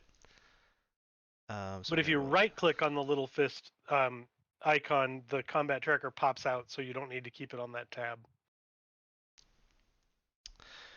All right, so one of the cockatrice is up first, and it's going right for Spuggy. So Oh bite, no, stop. attack. Uh, maybe. Okay, let's try it again. Maybe I'm lagged out or something. It's coming up, but it's There are asking different for types the of saving bites, throw. So like, a different type of attack, or a is different there feature. one to hit first? I don't know. Well, I've got usually you hit the attack and then it rolls, but it's like just locking up. Well, sometimes, and for a lot I'm of just gonna mine, roll. when you hit it, it pops it into the chat window, Yeah, and so so it looks like that's what it's doing. yeah, it's in the chat window, but then you hit the attack button, and that's supposed to proc the roll, and it's just freezing Okay. when I do it. So I'm just rolling a d20. It's fine. So he's gonna hit, and let's see if the damage button isn't gonna work either. So what is it? 1d4 damage. So rolls okay, it's 2 points of piercing damage, and then Spuggy needs to do a Constitution saving throw here.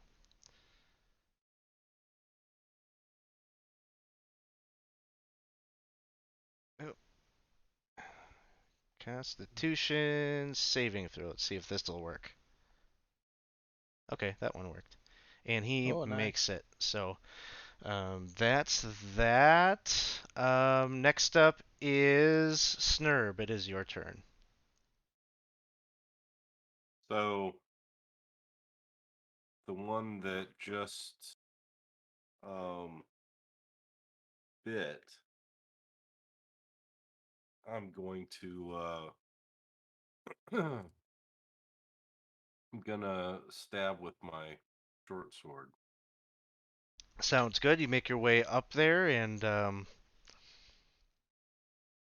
I'm sorry, that's a rapier, but see, there we go.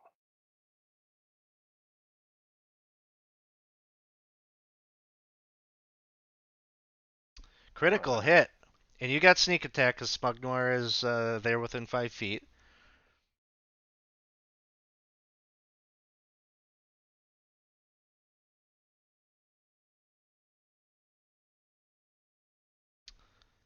All right, 11 points, and then sneak attack.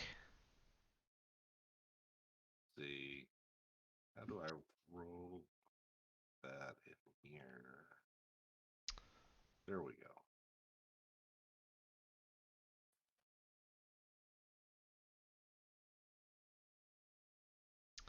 And go ahead and hit it again for your crit. All right.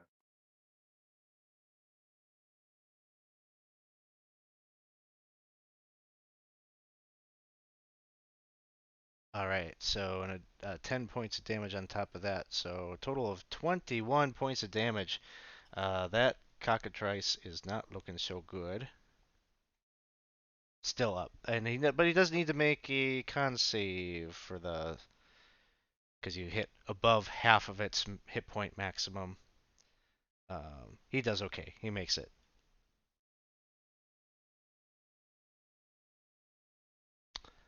Anything else, Snurb? No. All right. Next up is Spugnoir. Spugnoir is going to cast a sleep spell.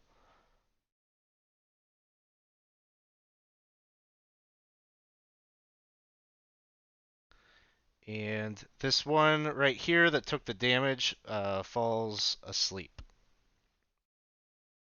And then he runs 30 feet away from it. Next up is Teasley. Wait, how far away did you say we are from the action here? We'll say you're within 30 feet. Like, if you want to be up there, you can be up there. Okay. I'm actually going to run, sort of, if I'm using the map here as an indicator, I'm going to run I've got the wrong thing on. Over to here. So staying sort of distant from them, but getting a little closer to Spugnoir. And I am going to cast Sanctuary on Spugnoir. Ooh, there's sort of the I don't know, the shimmering dome that kind of like comes over him, and he looks like kind of shocked and surprised and awe of this spell that just happened. Um, Yeah, so anybody who wants to attack him has to make a saving throw first. all right. Anything else from Teasley? I don't have an action to do it, but I'm kind of trying to hide. Okay, No sounds good. actual mechanical Sure. advantage, but There's some cover, like there's some like hedges or whatever you can kind of yeah, not put in actually between hiding, you. but he doesn't think he's hiding. Dr. Heinrich, it is your turn. The good doctor would like to run somewhat parallel to good old Spugnar there. Just tell him, I could patch it up, but just I need a little more time. Or a little busy at the moment. He's just gonna just pull out his longbow, not his mini short bow. He's like, I've never really used this before. Just knock an arrow and just like, just wait for someone to get closer so he's not gonna just shoot wildly. He'll hold his action for a short bow attack. Okay, sounds good. Next up is Ziloff. Ziloff would strum his lute for a second, look to this creature here, and say, "You are quite frightening." Vicious mockery. All right.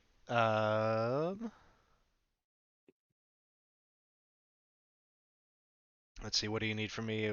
Saving Wisdom? throw, wisdom, DC 13.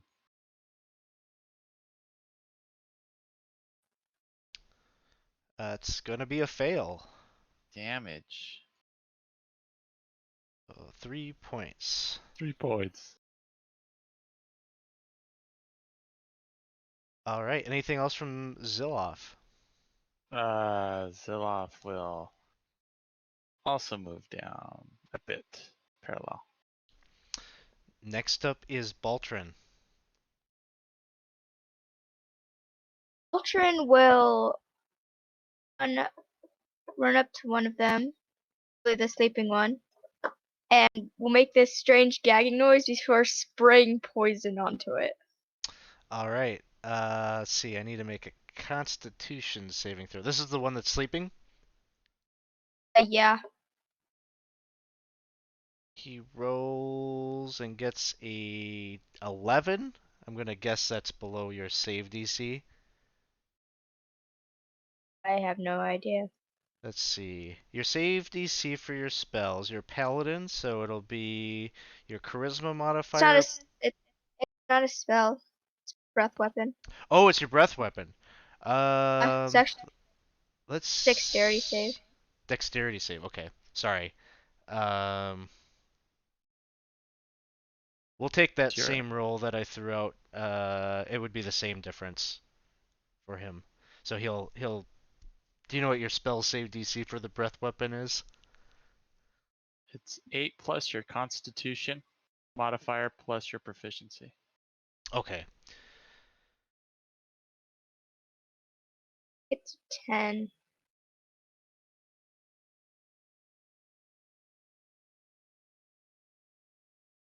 Oh yeah. Is your Okay. Constitution Yep. modifier 0? Yep. Yeah. So he makes the save, but I think he'll take half damage. So you can roll the damage and he'll take half of that. How do I roll this damage?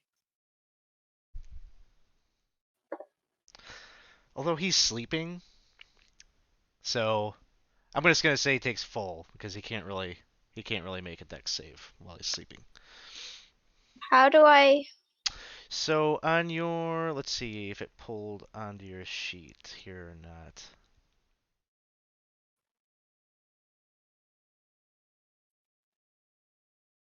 Okay, do you see under the features section of your character sheet? Yeah. Down at the bottom there, there's your breath weapon. when you hover over it, there's like a little D20 that pops up right to the left of the name of the ability. Click that. Yeah, okay, it pops in there. It doesn't give us. Okay, I'll fix this on your sheet. Um, oh no, I guess it is on. It is okay. Sorry. Go to your inventory tab. Do you see Yep. under weapons there the breath weapon shows? Do the same. Do the same thing there, and that should pop up in the chat. There we go. Go ahead and click the damage button now in the chat.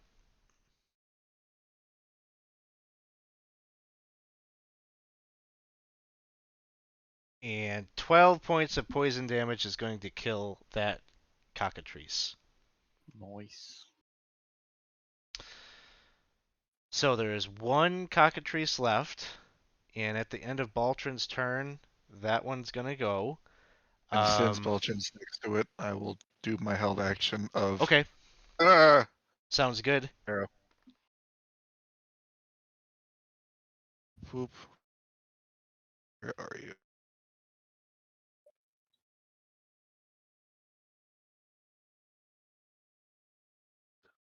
And that'll hit. Actually hit something? Yeah, 19. That's quite exhilarating. Whoop. All right. So 7 points of damage.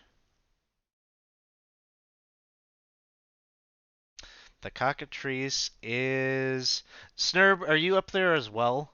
Did you go up and attack with your melee weapon? Yes. Okay. I'm gonna say it's kind of a 50-50 between you and Baltrin, which one the cockatrice is gonna go for. And it's gonna go for Snurb. So it moves towards you and attempts to do the bite attack. We'll see if it works for me now. There we go. Now it's working. And a 4 is going to miss. Next up, we're back to the top of the order, and it is Snurp's turn. So I'm going to try to return the favor on the cockatrice that just attacked me.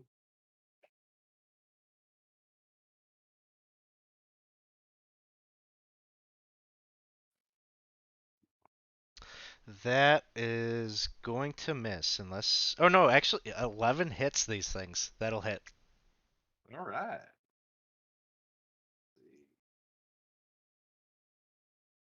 Hmm.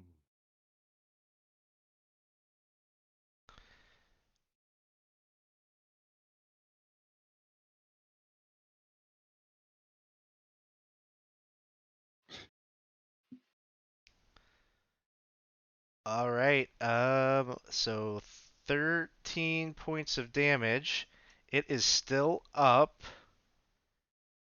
Oh no. Spugnoir, he is going to... He's just going to keep running and, like, kind of move over to, like, where Teasley is. And he's just like, am I in a... This is an amazing little bubble that you put me in. This is protecting me? You haven't discovered anything yet, Spugnoir. Well, I feel so much safer. Thank you. And then it's Teasley's turn. All right. I'm going to duck out from behind the bush and fire a firebolt at that cockatrice.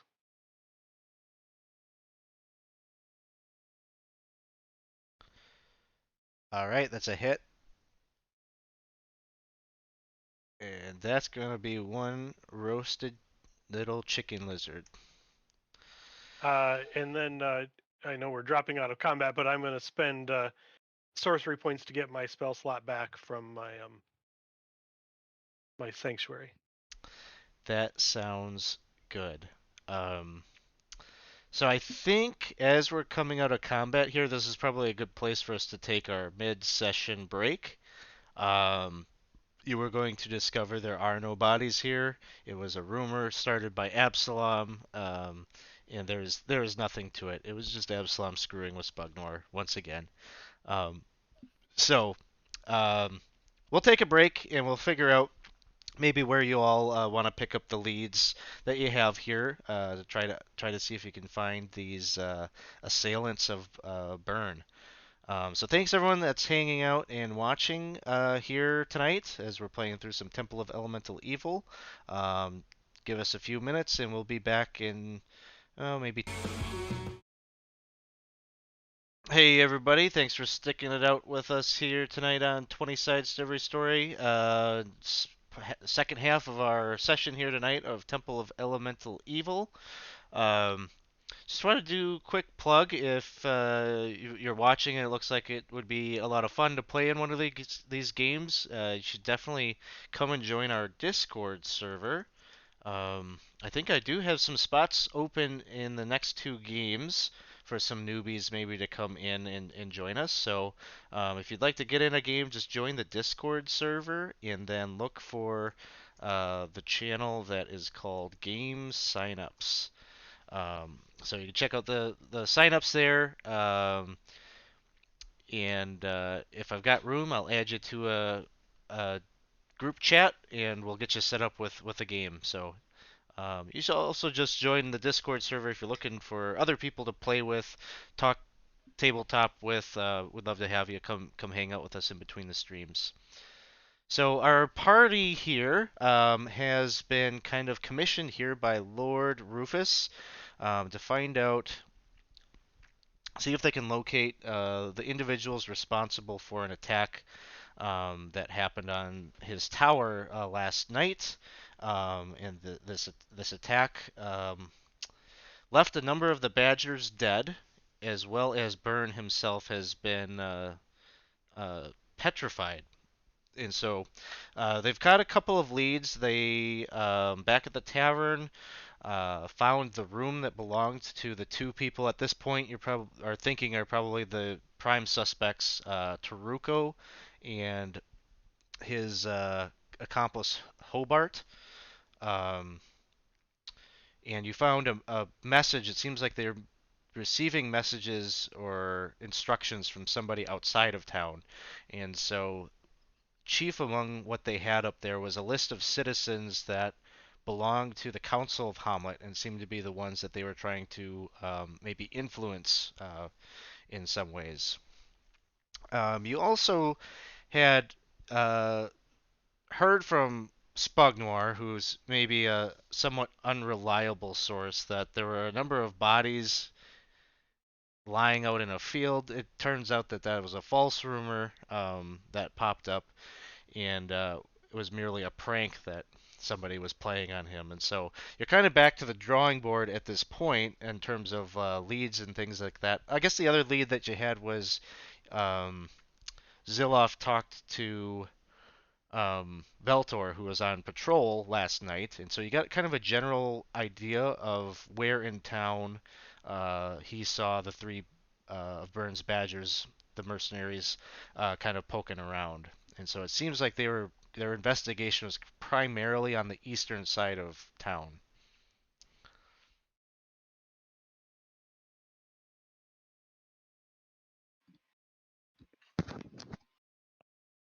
Well, if you ask me, my initial thought still stands.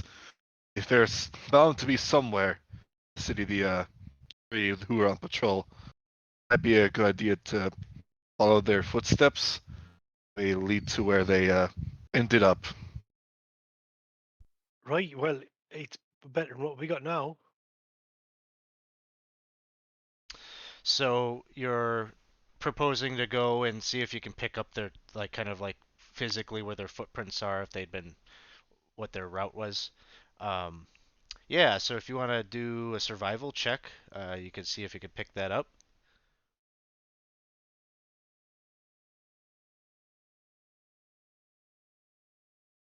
Oh,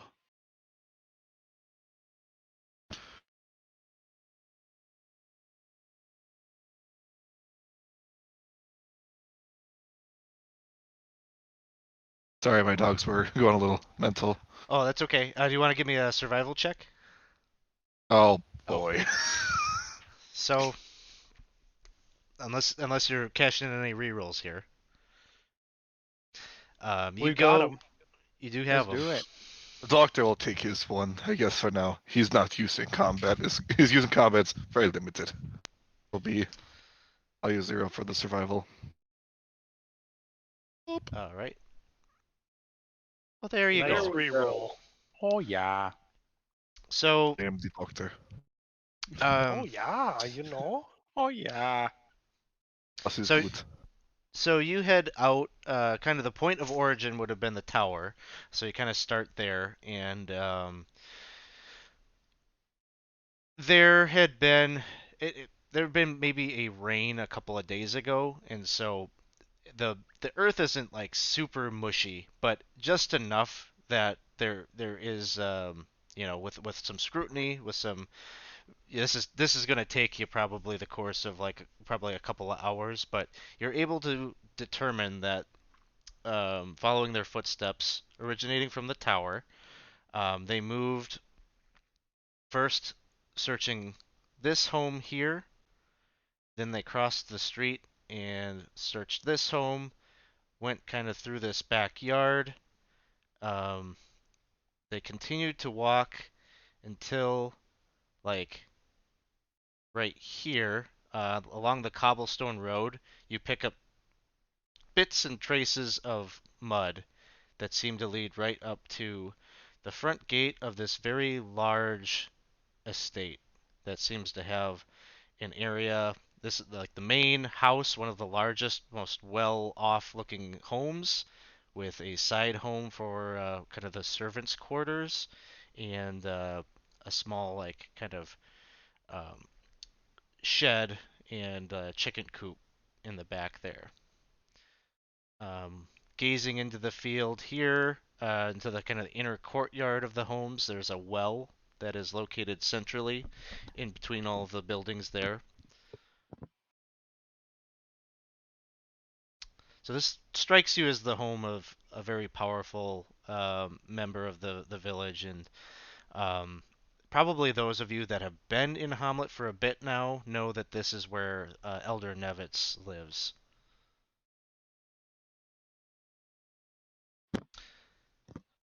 Oh. Right. So there's reason to think that that might be where they went because of what the note said about him. Right. So But also, if Oh. I were a betting man, I'd say down that well.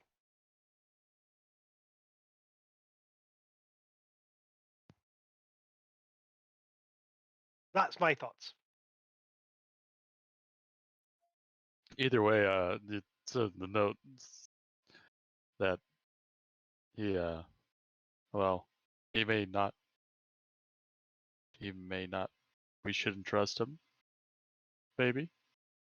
Well, based I- on the notes procured, he may also be blackmailed of sorts. Whatever these Or put on stones with they have him. on them. What are these stones they keep referring to? I don't know, but we looked for stones in the room. We didn't find any. So it might be that they've already been handed over in a way to like get him on their side or something. What if it's not literal stones, but something more meaningful? I mean, I think it's Like written in. like I think it's. testicles. Oh, I think you mean the terrasticals. No, not those. Oh no, not that. No, of course not. Hmm. Well, in any case, the tracks lead here. It's the only lead we have so far. So, what if I make a round of the property and see if there's a way in? I mean, wouldn't the front door just be okay? The yeah, the the fence around it is just like a real low kind of wooden fence. There's a little wooden gate where the But I uh, think I might be with Snurb here. What if we find another way in, and perhaps a few of us go knock on the door, then a couple of us maybe take a peek elsewhere.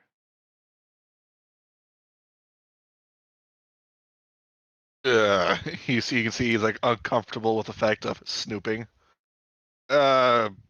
I can have a pleasant conversation with the other. I guess I still have yet to meet the fellow.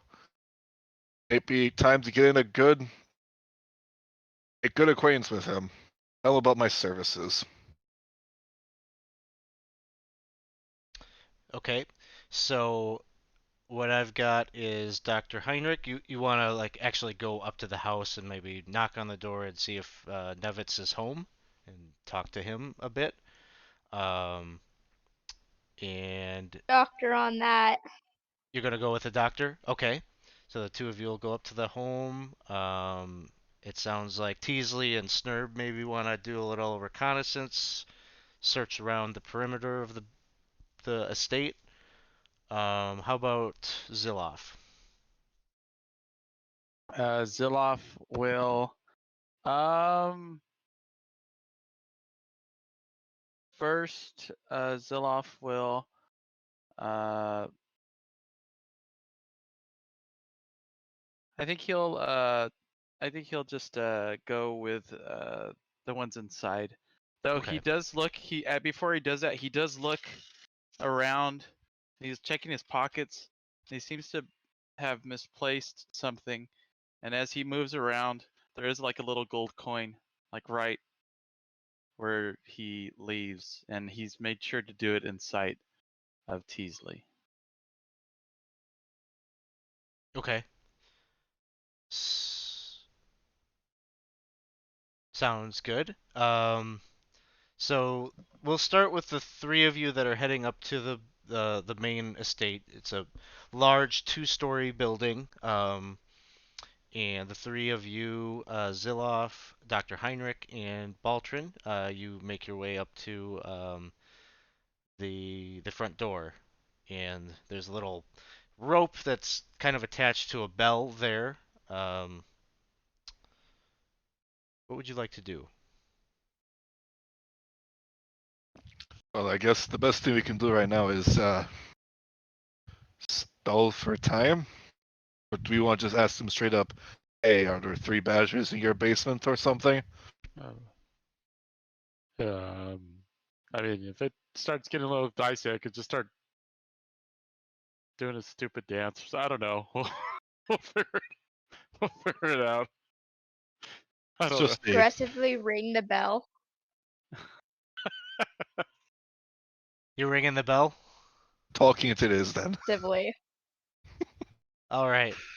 So you ring the bell, and after a moment or two, the door opens, and you see standing in the door frame is this crotchety old man leaning on a gnarly, uh, gnarly piece of wood that is holding him up as cane, assisting him, and he looks at you all. He's got kind of a very cranky old man kind of gaze as he stares at you. Ah, what do you want?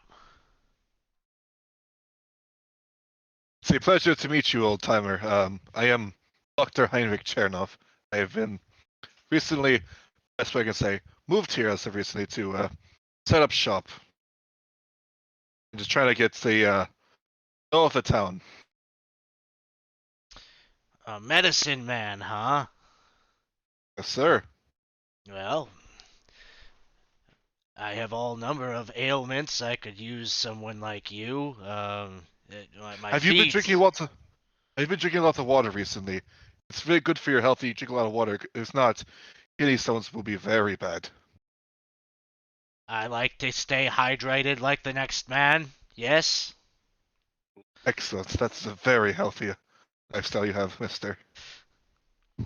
So he'll chit What chat were you with you. saying about your feet?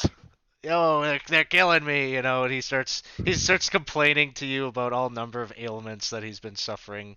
And he's got lots of questions. And Winston just redeemed by everyone a reroll, so 5 more rerolls in the bucket there, and then one for me.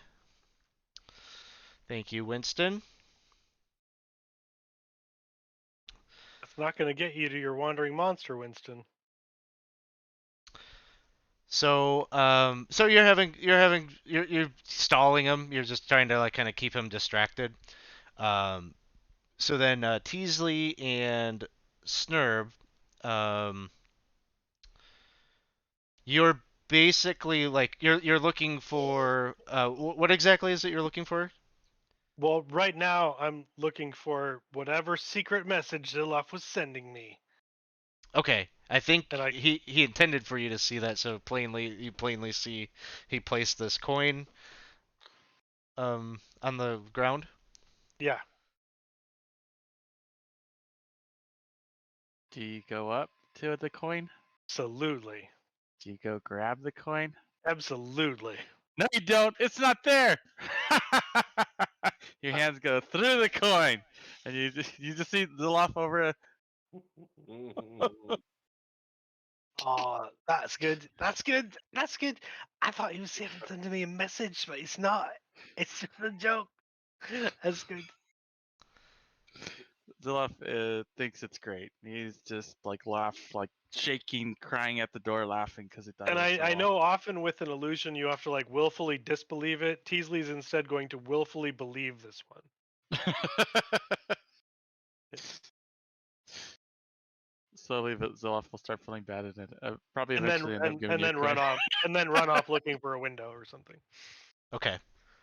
Snurb, you're patrolling around the perimeter there as well.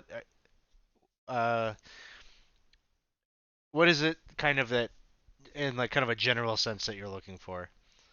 So, kind of two things. Just anything that's out of the ordinary, something that I would not expect to see, and then also any evidence of those two guys. Okay. So, Make a perception check.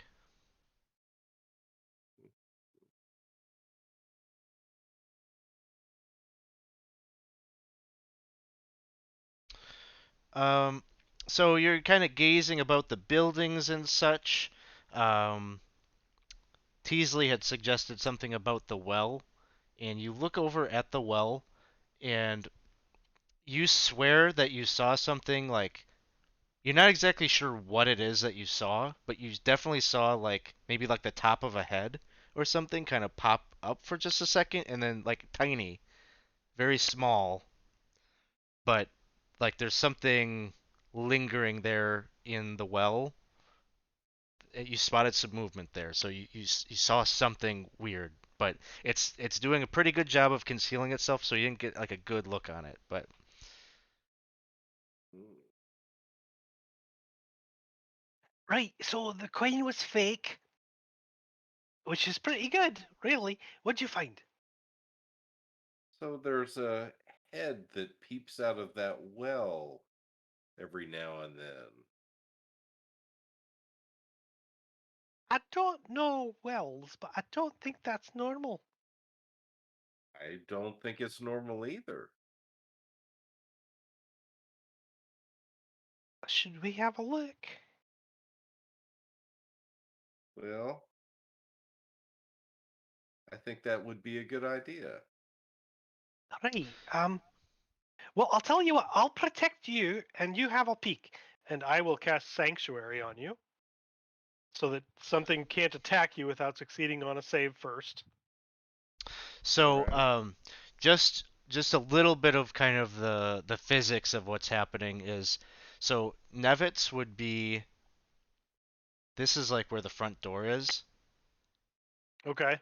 And so he would be looking out. I mean, right now he's looking at the party or whatnot, but the well would be like definitely like within his field of vision. Okay.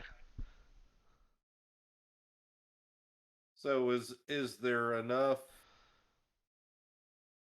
things around that I could try to get there with, using stealth? Yeah, it's like it's totally possible, but it runs the risk that he'll see you. Mr. I Nevitz, could sir. create, I could create a diversion. When he looks away, I could make an illusion.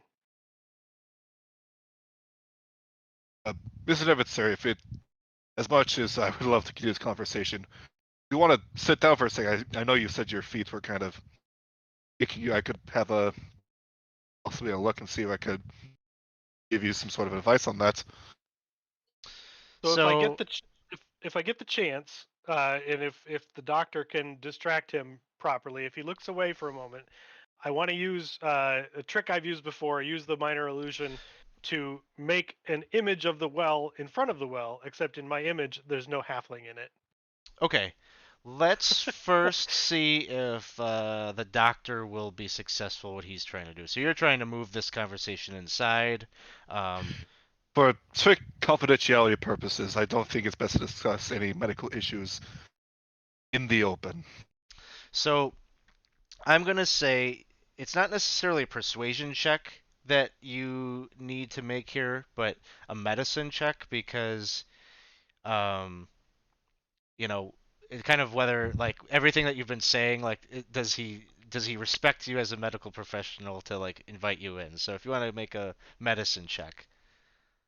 This is my moment. All those student loans. They've been waiting for this. Big money. All right. Okay, yeah. So he is eager. Like that's the first thing. As soon as you said you were a doctor, like he was all in. So he invites you in. The how Did you know about there was a recent medical study on how lima beans are good for digestive health? I hadn't heard that research. No, I want to hear all about it. These little lima beans. Well, I tell you, blah blah blah blah blah. They're good for digestion, you say. That's good. Um, Ziloff and Baltrin are what are the two of you? You didn't get a direct invite in. He's more interested in the doctor, but you get the feeling that if you really wanted to, you could probably follow behind. Uh, I'm gonna fall behind in case like his distraction stops working all of a sudden, so like I could help if need be. Okay, sounds good. And Ziloff. Same. I'll follow Okay, my Dragonborn friend's lead. okay. So Snurb and Teasley, you by all means, if you wanted to like make stealth checks to get up to the well, or if only one of you is going up, you can certainly do that. But it I'm looks like excited. I'm excited to use my illusion trick again, so I'm gonna do that and make a forced perspective illusion in front of the well, hiding it, making an image of the well without a halfling in it. sounds good. Anybody care if I take a reroll? No, use them all. Yeah, they don't carry over, so use them. Much better. There we Okay. go. So, Snurb, you make your way. You've got kind of the cover of the illusion there. If Nevitt comes out of the house, you make your way over to the well, and you're looking to take kind of a peek down there. Is that right? Yeah. So Yeah. you look down there, and sure enough, there are four little forms that you see flying about. They kind of look like um, sort of the story tale image that you have of like I don't know, like a fairy or something, but it looks completely composed of mud and dirt. These little creatures that have wings that are flying about there. You manage to make your way over there stealthily, like they don't seem to notice that you're peering down the well, but the well itself, like the chasm, is it opens up from like the stonework of the well. It opens up into kind of a larger chamber, and some maybe 30, 40 feet down, it looks like it opens up into a very large cavern. Um, and so these little creatures are kind of just flying about. Maybe they're kind of placed there as some kind of a diversion or whatever, sentry. Hmm. So he's gonna Snurb is gonna make a motion like 4 and then make like that. Like he's mimicking flying. Although I don't know, Teasley. From your perspective where you're standing, can you see it? Yeah, Teasley can see you Move doing around that, it. Yeah. and we'll look at you, and we'll start making some hand motions back to you, and then we'll start doing the worm.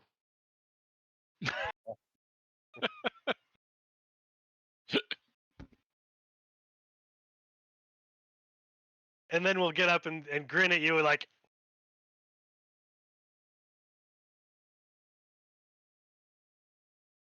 oh, I'll walk over.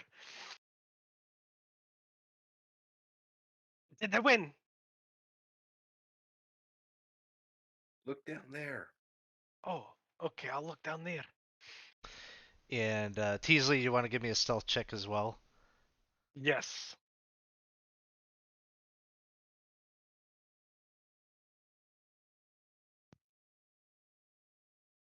Okay, you make it over there and you look down and you see these same creatures.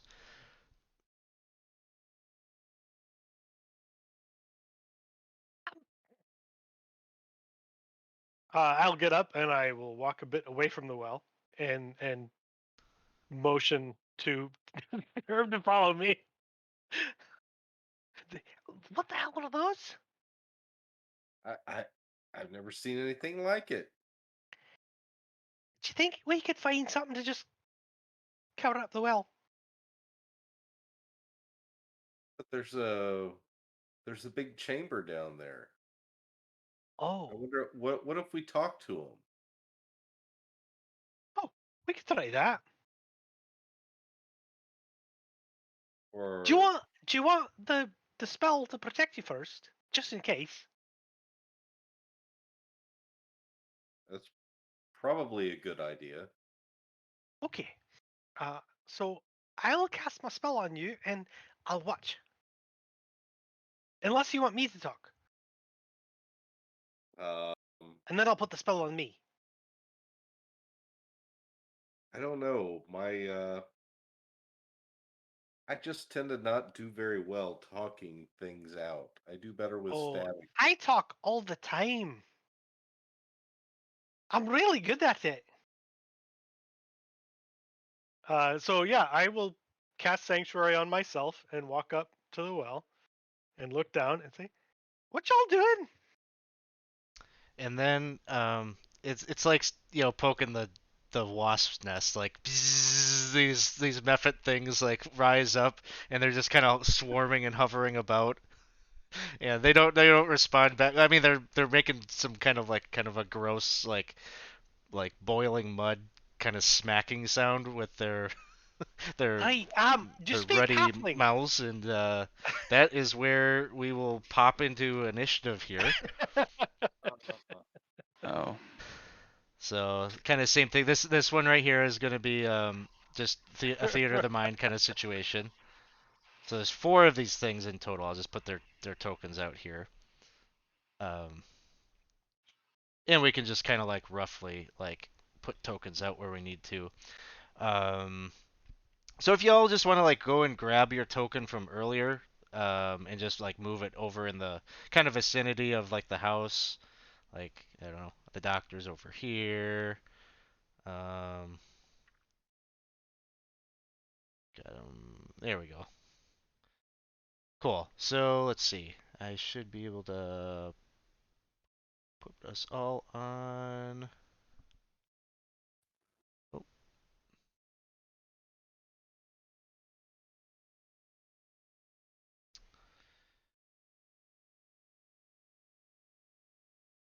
okay. You should all be able to roll initiative.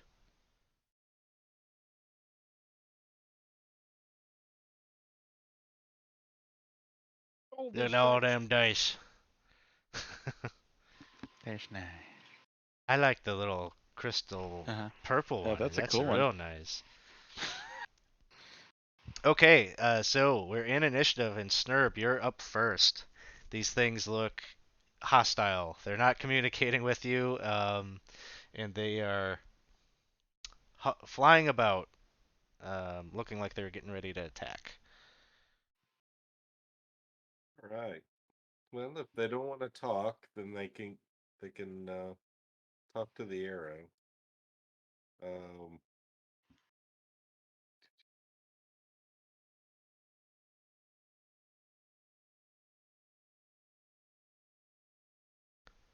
and I assume they're going to be within 5 feet Yeah, of.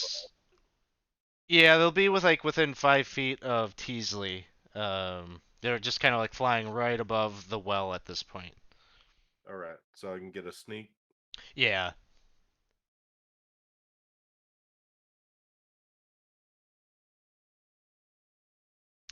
All right, a 13 will hit.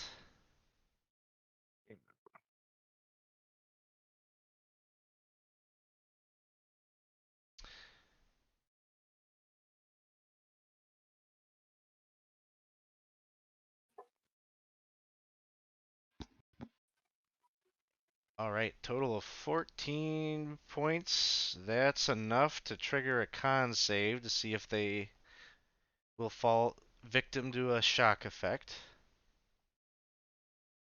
And rolls E4.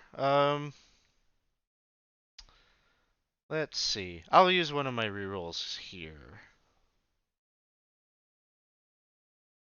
So I'll deduct that, and we'll try it again.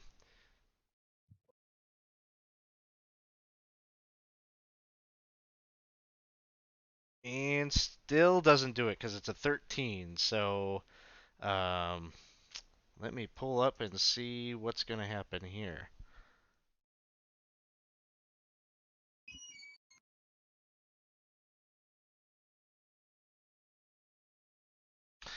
Yes, Winston, I do need more rerolls. More rerolls, please. Why? You don't have to ask, right? Like, all right. So I gotta throw out a D10 here. See what's gonna happen to the Mephit. Okay, I think a 9 isn't so bad. That one is creature can't take reactions until the end of its next turn. And thank you, Winston, for the reroll. So anything else, Snurb? I'm gonna try to blend back into the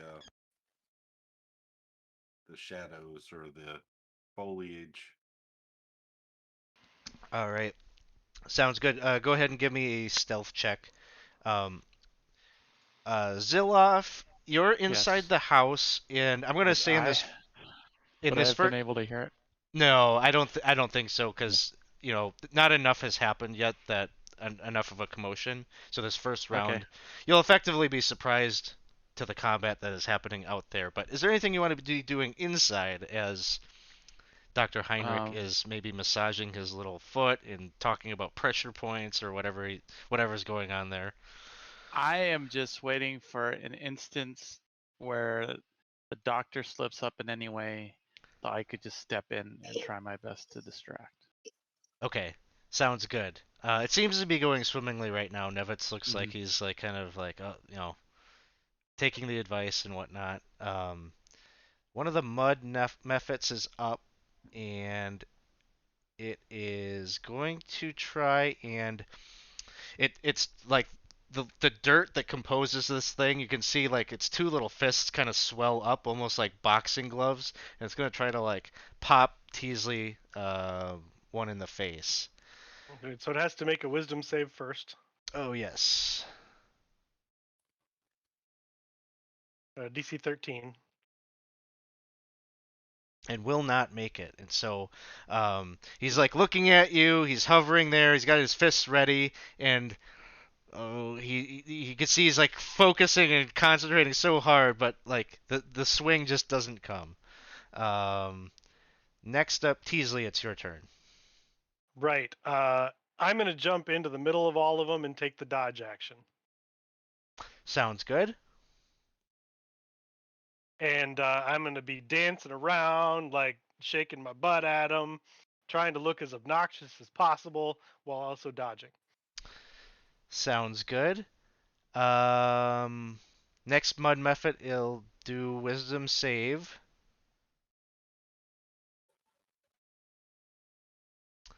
And 14. That one can hit me. That one can do a pop at disadvantage.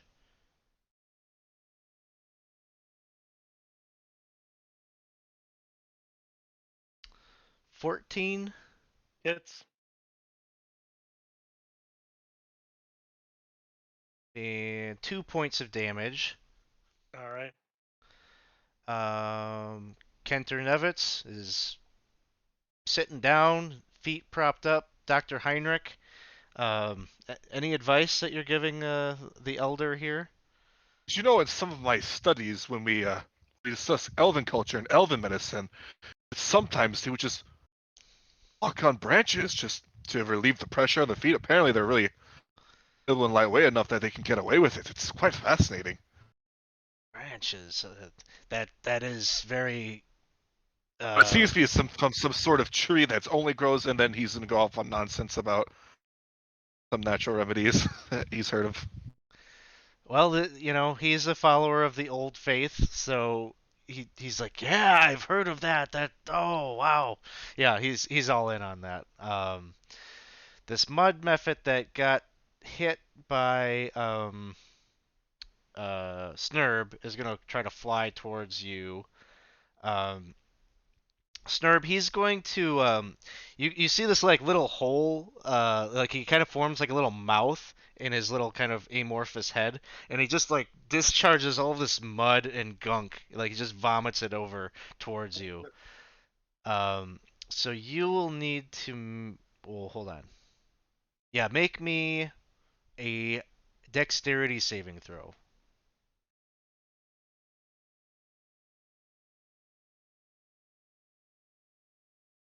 Ooh. Reroll. Using a reroll.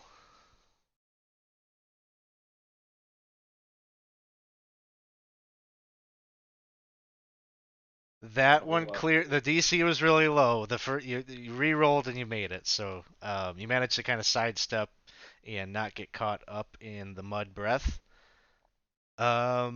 Next up is the other mud method is gonna take a try at Teasley. So wisdom save.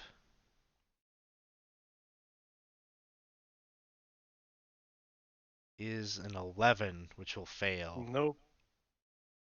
That brings us to Bolton. You're inside the house. You're not yet aware of the combat that's happening outside. But is there anything inside this house that you would like to do?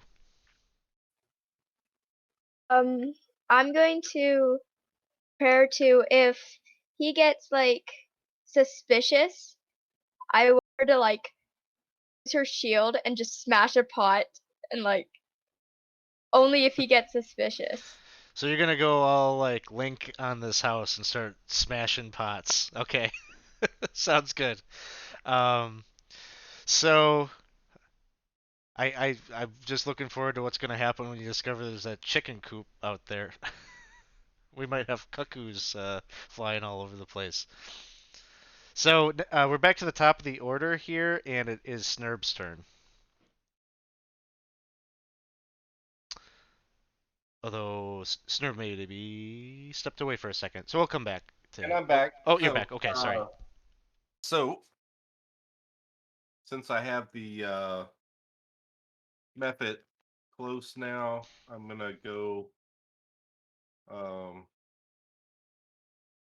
So that little mouth that opened up, I'm gonna jab it with the rapier. Sounds good.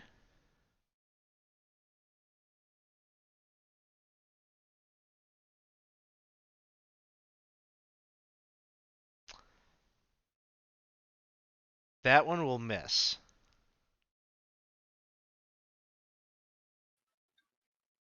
All right. Well, I think that's it for me. Next up is Ziloff. So Ziloff, give me a perception check.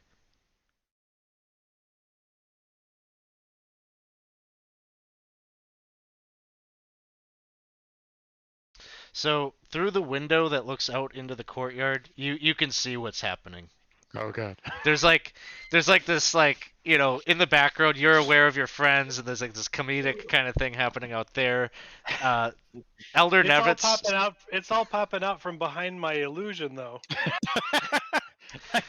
Well, true, but the Mephits are like flying about and there's enough and give so- there that So every once in a while, they fly behind my illusion.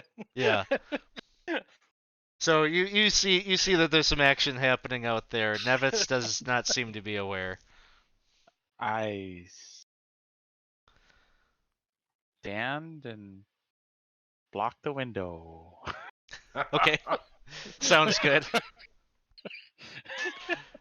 And I guess I will say, Gee whiz. and I will that is my gee whiz. It's hot, and I'm gonna cast a vicious mockery on this fella here. Okay. If you do if that, possible. Yes. yeah, you can, but it'll become clear that you're spellcasting to Nevitz. Oh, then I won't. Then I'll stand by the window, and I'll just move my guy right here, standing by the window. Sounds good. Give me a deception check, to see like how I'm-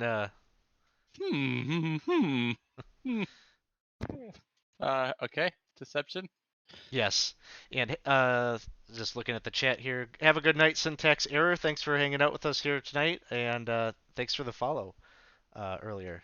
So 16. Okay, yeah. So you're just kind of like you managed to make it look natural that you're just that's where you wanted to stand. So Definitely you hear a bit of a coming up from behind you. one of the mud Mephits here is going to he's going to use his mud breath on Teasley. So that's a dexterity saving throw. All right. And you got it. So you managed to dodge out of the way of that. Teasley, it's your turn. All right. I am not going to take the dodge action this turn because I'm going to cast Mage Armor. Sounds good. The next mud Mephit there, he'll make a wisdom save.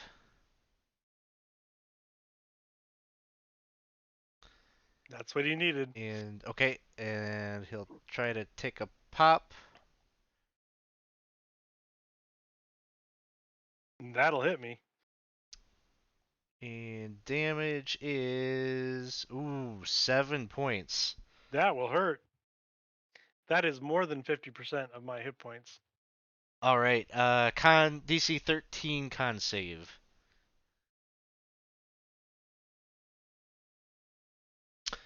I'm going to use Favorite of the Gods.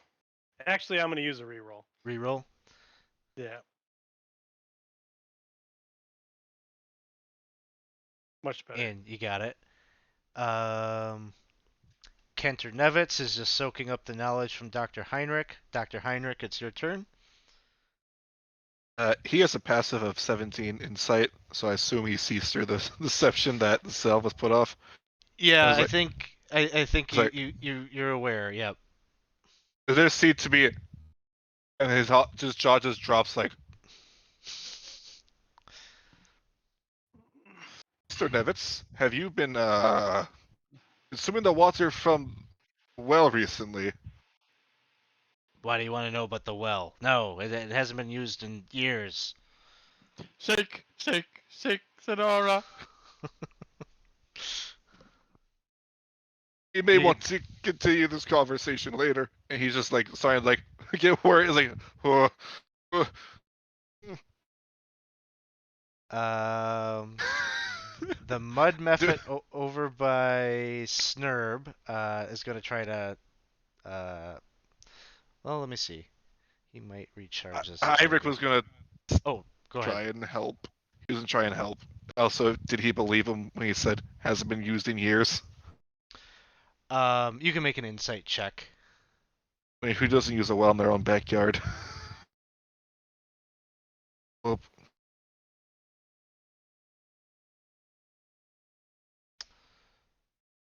apparently he don't. Um, I mean, he obviously like snapped back at you when you asked about it, but I mean, he's been kind of snippy at you the entire time, so um, you're probably inclined to think he knows something about what's going on with the well, but I would love to continue this conversation, but it appears there's a bunch of mud flying from your well. I'll be right back. He's gonna start heading towards somewhere where he can shoot a bow safely. oh, okay. I mean, you can always just go right to the front door and open it up. Yeah, I could. I don't want to. Is there a window? Is there a window somewhere? Sure. Yeah, you want to go to a window and like open it up? Yeah, you can do that. Boop. For sure. Never hurt nobody. That's it. I think that would take everything he did. All right. Um,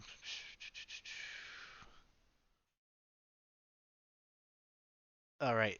He's just gonna try to hit you, Snurb, with his fist attack, which is I'll use one of my rerolls. Oh, Thanks, You did this, Winston. Winston. And that one is a 15 to hit. that's gonna hit. That will be 6 points of damage.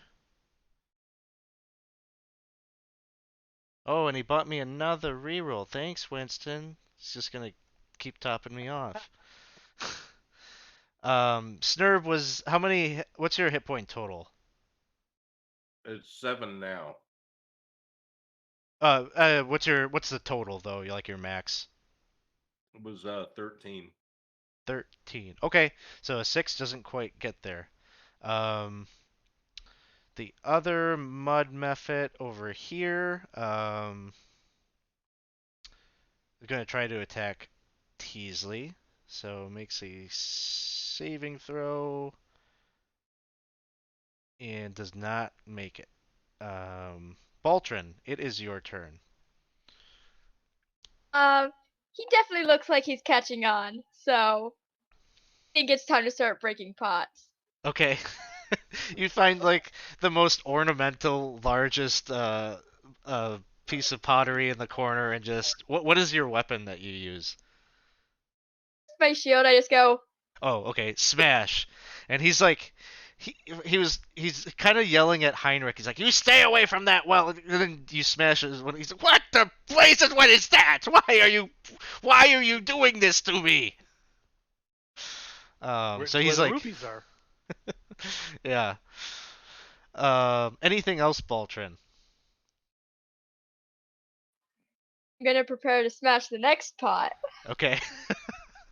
Well, you seem like you've adequately got his attention. He's not sure what priority to like where to place his attention exactly with all the chaos happening. We're back to the top of the order, and it is Snurb's turn. All right. Let's see. I'm gonna try with the rapier again. Sounds good.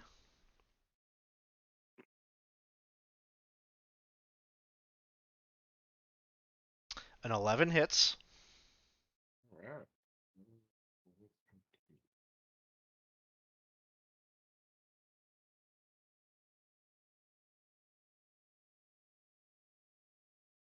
4 points of damage. All right. Next up Is is it that? Do you get sneak attack on that? Is it close enough to me? no. This is the one that like flew out towards Snurb. Okay. The other three are within 5 feet of you, though. Okay. I can. I don't know. I'll just move it. Kind of. Yeah, it's fine. Zilloff, it is your turn. Ziloff will look through the window, see what's going on. He'll open it slightly, yell, "Sorry about the coin!" and he'll close it, and he will cast Healing Word on Teasley. Sounds good.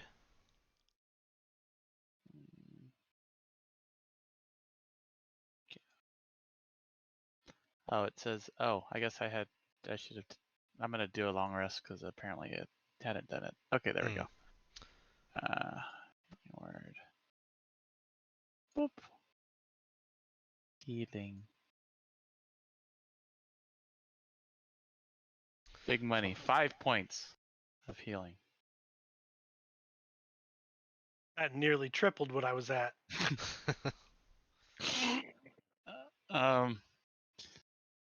Action. I am going to. I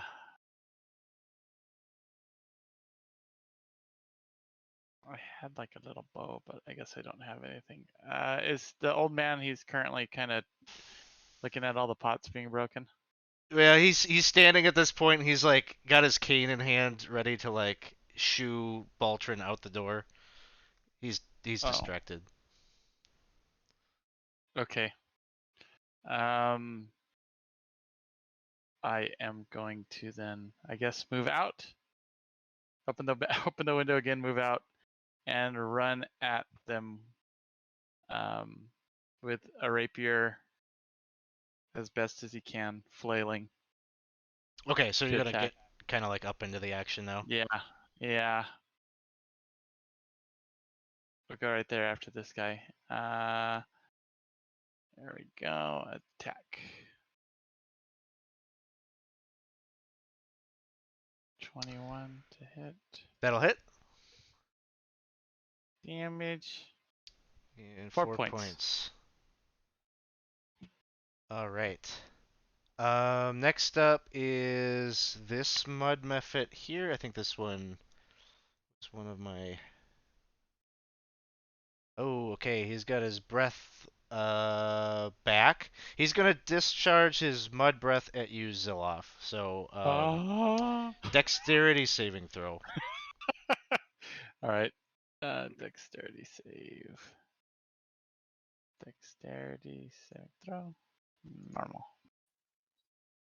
Uh-oh, reroll. Reroll time. Idea.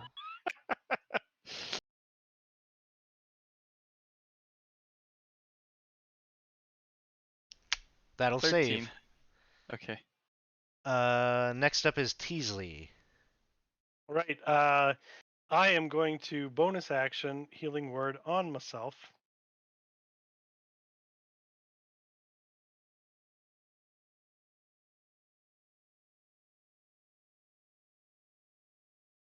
Getting me back to full and take the dodge action and stay in the middle of these three methods and try to taunt them. All right. This one here, is gonna fly up right here. He's gonna attempt. So, I'm just trying to remember the mechanic. If he fails the Wisdom saving throw, does he? He can choose another target He or can lose choose. the attack. Okay. Kind of seeing, they're starting to kind of get a sense of this spell, so he's gonna get himself closer there. So yeah, he makes a Wisdom save.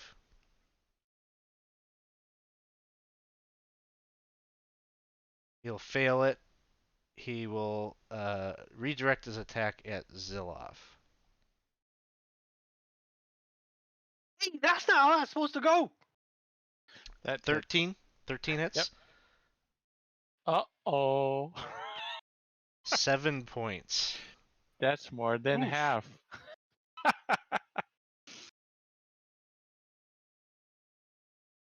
Please make a con saving throw. It would be my pleasure. I'm gonna reroll. Reroll Good that idea. one. Sorry, guys.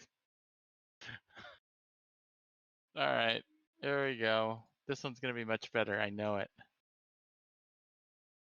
See, it's So a much 7. better.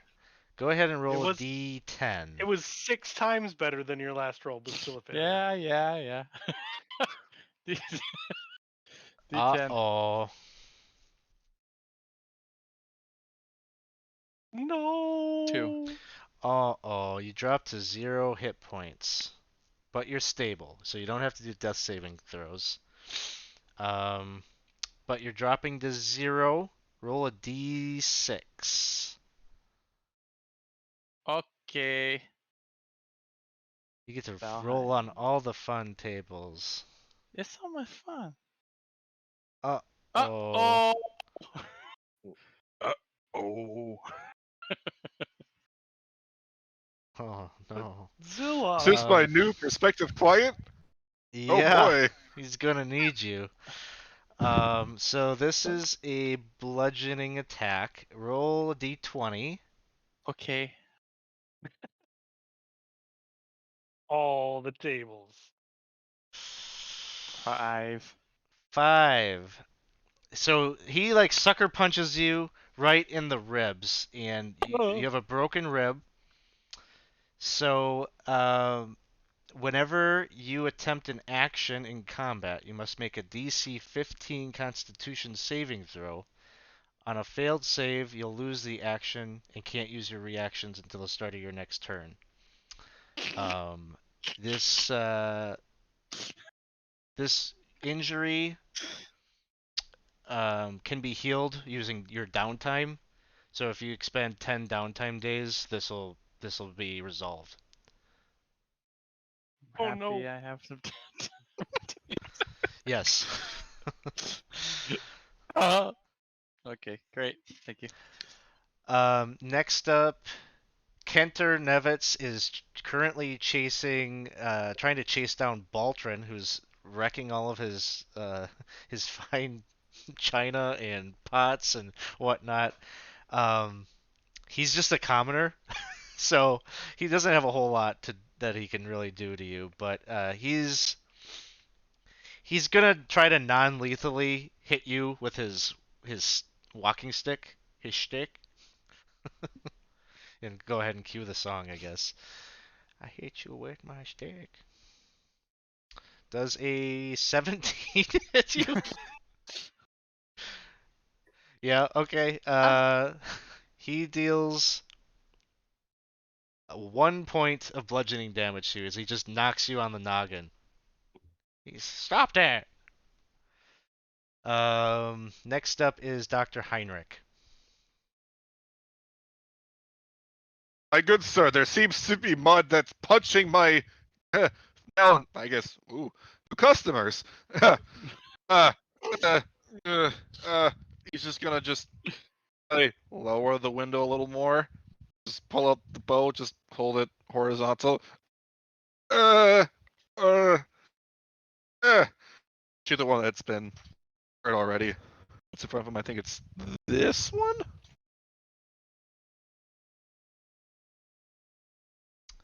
All right. Let's see. Oop. Short pull.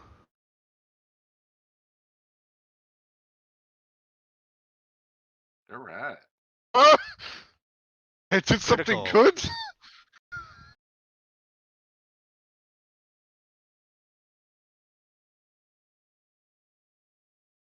So a total of 16 points.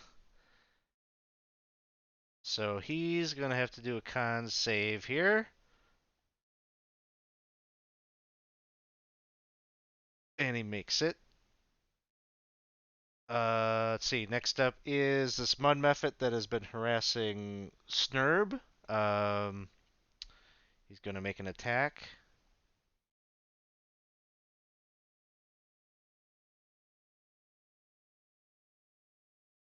An 11. Nope. Next up is one of the the mephit down here is going to try to swing at Teasley. Wisdom save. He can do it. And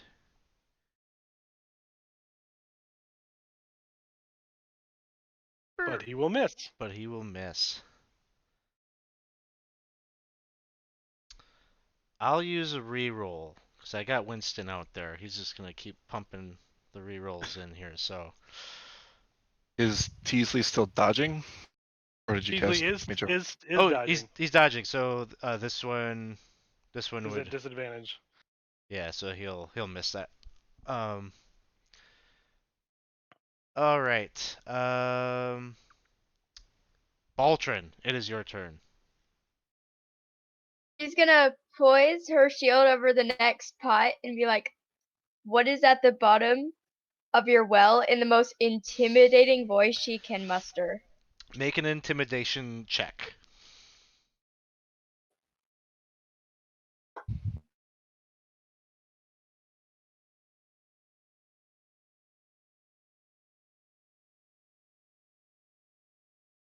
I'll have him do an opposed check to see.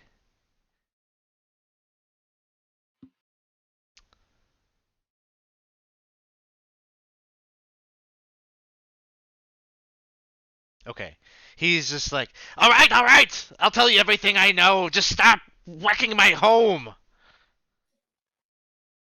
And he probably has things to tell you, but it might take longer than the 6 seconds that you have here. But you feel like you've got him. He'll tell you what he knows as long as you're all still around to hear it. So nicely done. We're back to the top of the order, and Snurb, it is your turn. All right. Let's see. Eventually, I guess this guy's gonna go down. That's the hope. So, yeah. So another strike with my rapier. You got him. And this one I keep attacking. There's nothing. No, but nobody else is within 5 feet, so no Nope. sneak, right? You're right. So 6 points to him. He's looking pretty rough at this point, but he's still up. All right. Next up is well, Zilloff. It's your turn, but you're stable already, so you don't have to make death Oh, that's saving right. throws. Okay. The mud I mephit flinch. over on the other side of Teasley here is going to attempt to attack. So wisdom saving throw fails. Next up is Teasley. I'd like to attack these things, but I think I'm doing a good job here. So I'm gonna keep dancing around with dodge and use my bonus action to healing word on Zilloff. Sounds good.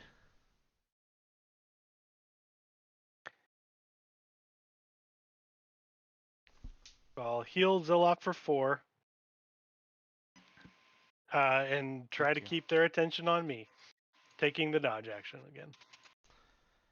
All right.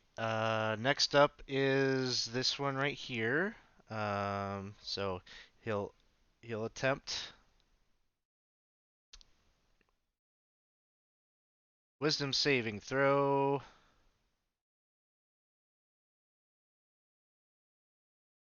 Fails. So he's going to redirect his attack at Zilloff. He's winking with one eye open. Don't! No! Oh! 18 to hit.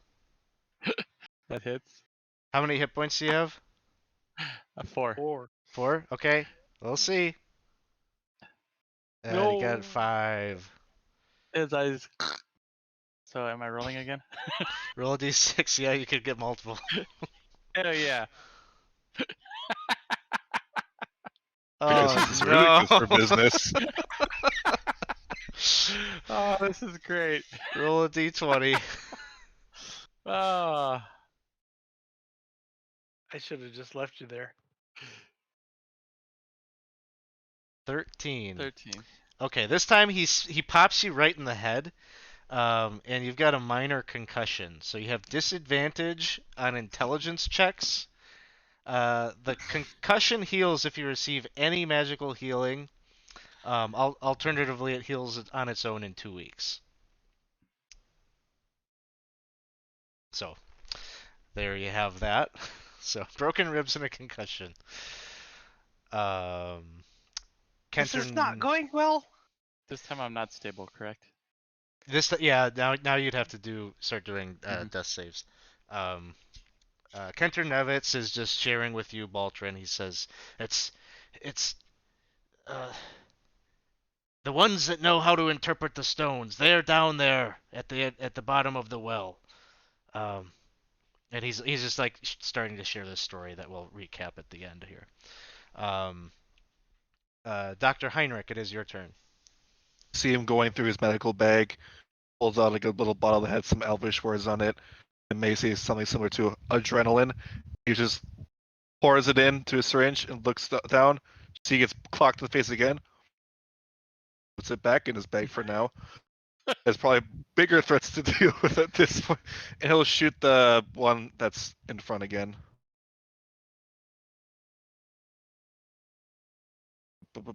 Short bow.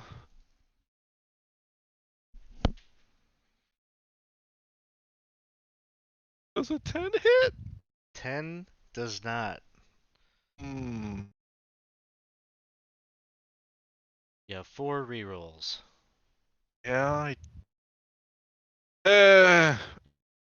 We have to get him down. I'll use one.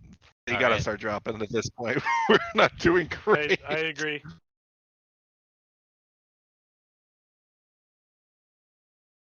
Oh my god, it's the same roll. Uh,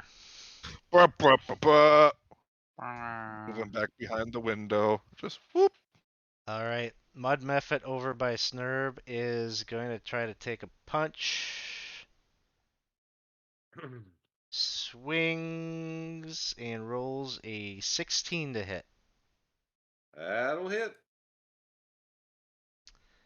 4 points of damage.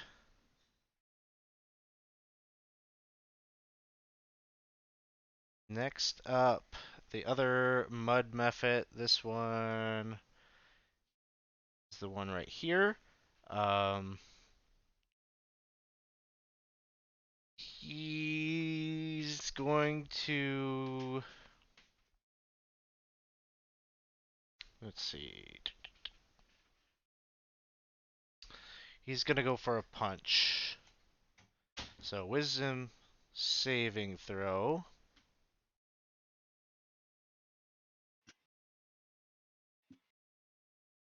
12. Nope. It's a DC 13. Next up is Baltrin. Like close. If do you want you want to get out there into that action that's happening in the kind of courtyard? Yeah. Yeah, you can get out the door and get into the fray if you want. Gonna yell out, "Stay!" and then run out to What am I, a dog? yes, You zip off. run out to Ziloff and do lay on of hands. Okay. Using how many points? Let's go for all 5, I think. All right, 5 points back to Ziloff. My mind is so clear. Thank you. Just don't go back to sleep. Thank you. Oh, to sleep. Snurb. Asleep.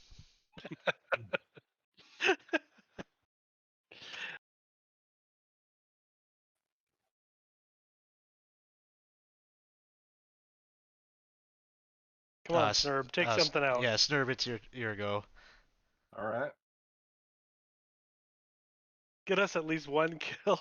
We're doing fantastic. That'll hit. Got this.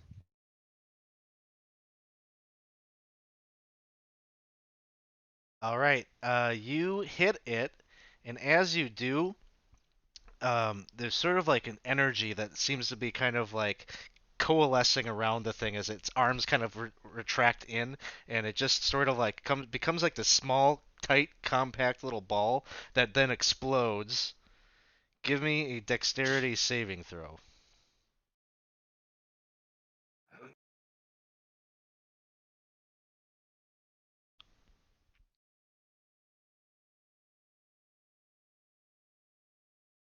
You manage to dodge out of the way of it.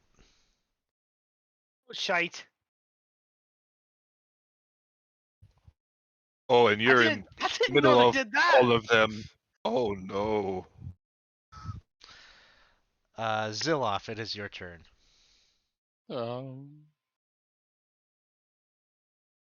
Ziloff is going to half movement speed, stand up, and disengage.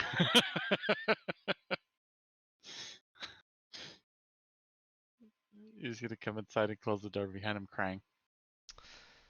Sounds good. Next up, Mud Method over here. Is going to try to attack Teasley. The Wisdom saving throw.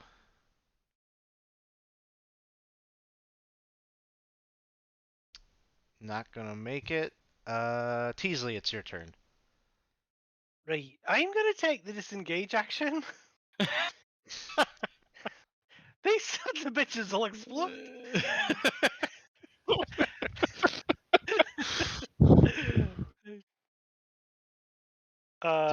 And run over here. Do a little hurdle over the fence and get away there. Yep. All right. Well, this one's gonna pursue you and make a Wisdom saving throw. Oh, 1 second. I just want to see something here. Okay, yeah, he's gonna do the Wisdom saving throw. Try to hit you. Oh, he can. And I did not dodge.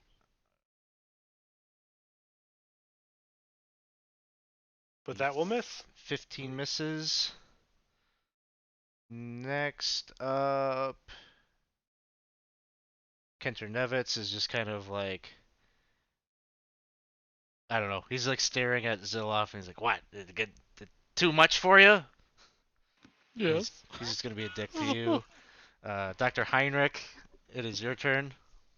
Oh, don't listen to him, boy. I got you. Don't worry. Let me have a look. Ooh. That bone's not supposed to. Ooh. Let's just.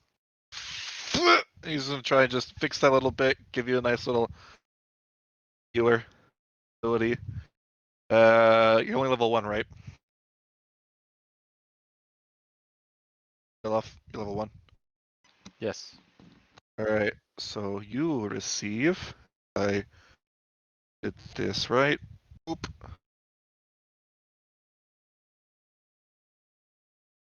Have yourself 8 hit points. Oh wow. Thank you. I'm back to full. All right. Mud Method out there is gonna go after Baltrin. Baltrin, this one here, let's just see,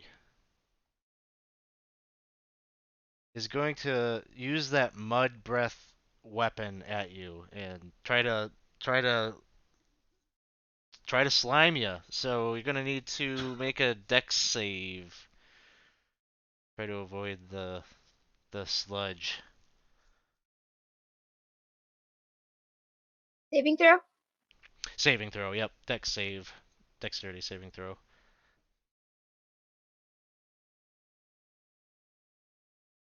All right, so I can tell you a 6 is going to fail, but the party has 3 rerolls yet that the audience has purchased. Would you like to use Mhm. one?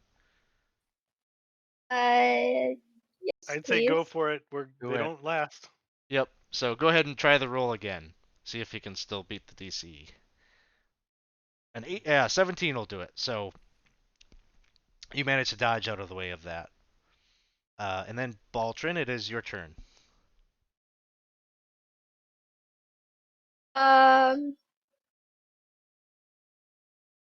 This one that's in front of me. Gonna charge at it. Where is it? A long sword. Sounds good.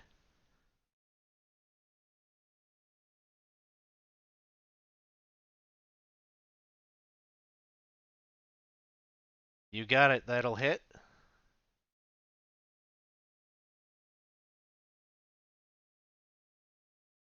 Damage, 6 points of damage. He's still up. He's got 1 hit point left. All right. That'll take us back to the top of the order. Snurb, it is your turn. All right.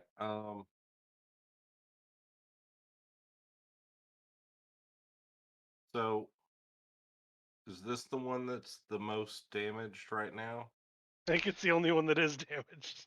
I think That I'm one the right only one there. that shot it. All right. I'm gonna go with the short bow. Is anybody Sounds. within 5 feet of it? Yep, Baltrin's there, All right, good. but he's got 1 hit point, so All right. you hit it, you got it.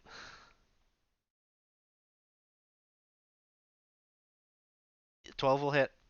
So he's going to explode in the same fashion as earlier. So, Baltrin, you need to make a dexterity saving throw.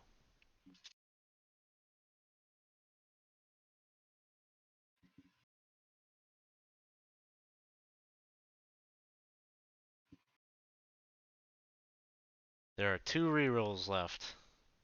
Use it. I guess I'll use it. All right.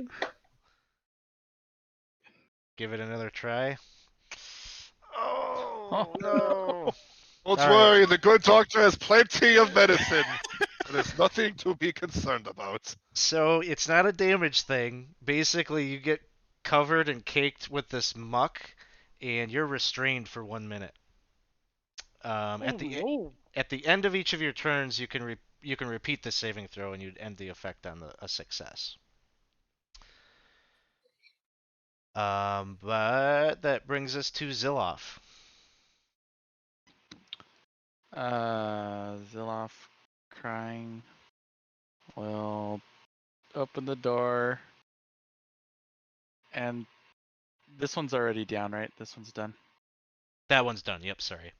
Delete that. Please, just leave us alone.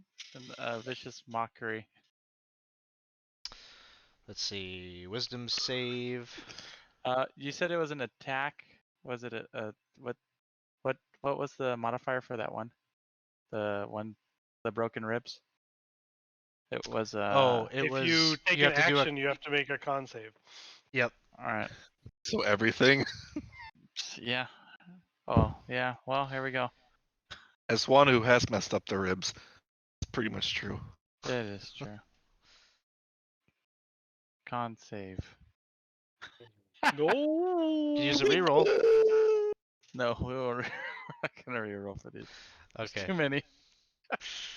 So just have to wince a little bit as you try to Please. conjure the words to bellow that spell out. The mud method over.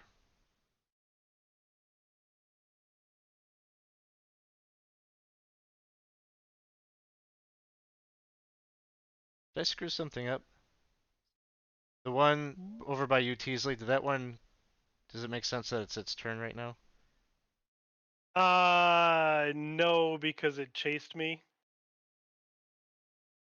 after my turn last time. Okay. I don't know if something got switched But around here because you're I don't tied think initiative wise. I don't think So it really matters. Go ahead and it can take its resolve it. turn. It Okay. doesn't really. Yeah, it doesn't really affect anything. Okay. I'm still under sanctuary, so that one can attack me. That one works. Okay. That one is a 17. That will hit. That will hurt. So 6 points. that is exactly half of my total. Okay. DC 13 con save.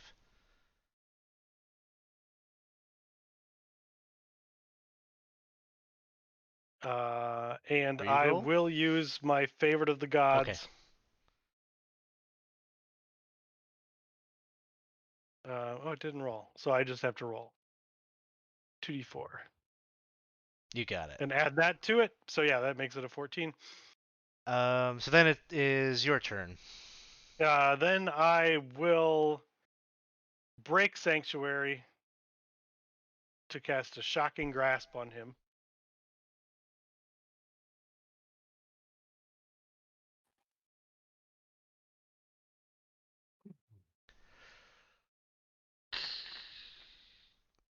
Oh, I thought it was on the 19. It wasn't. There is a reroll if you want it. No. No. Nope, that'll be it for me. Next up is this mud mephit over here. It's gonna fly over to the restrained Baltrin. And is gonna make an attack.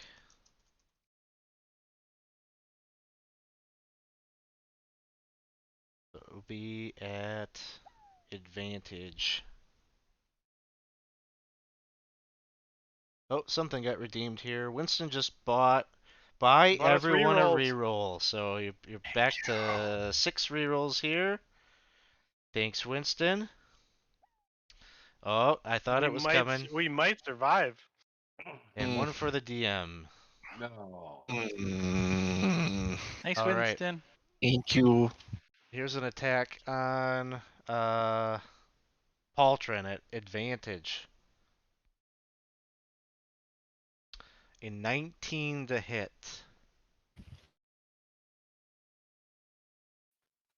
That's going to be 3 points of damage to Baltrin. Next up is Dr. Heinrich. He's just like put his short bow away. He's got like his health kit in hand. I can do this. I can do this. Just gonna run out the door screaming. And for reference, where is the front door? It's like Oh, no, it's like over here. oh, so right next to the Mephit. Okay. Well, I mean, not really, because these squares would be like 30 feet, right? Would it be possible for me to reach? Names are hard for me. Snurb. Yeah. He's just gonna run into the courtyard screaming like, "Ah!" Just running up to Snurb, and he's just gonna be like, "Here, you need this." He's gonna give you like a nice little band-aid right over all those wounds. He's gonna try and do healers stuff to him, so he's gonna probably go like here. Sounds good. The very brave doctor. And Snurb, you're also level 1. Yes. Don't worry, this is gonna make you feel much better. All better? Yeah, better? Good? Yes? Maybe? You get 10 hit points. Wow. That's Perfect. good. Dead on. All That's it. right. Next up is Baltrin. It is your turn. So you're kind of stuck in place, but you got one right in front of you. So if you're aiming to swing at one, you can do that. Would I be able to headbutt it? Sure. Give me a. Are you proficient in athletics as a skill? Yeah. Okay. Give me an athletics check.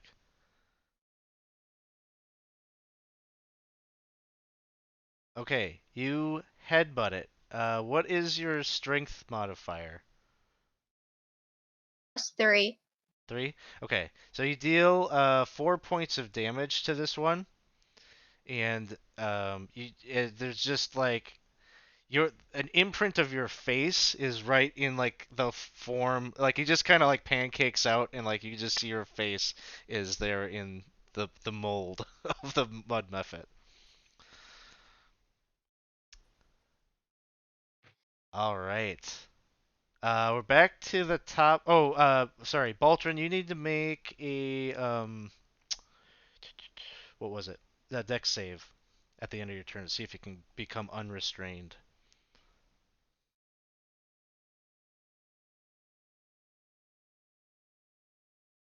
Oh, you're still stuck there, but uh, maybe next round. Snurb, it's your turn.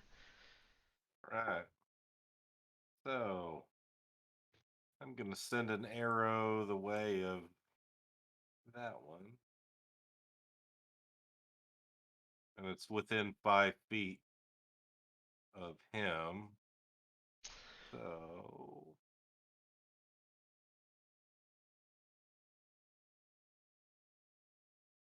You got it.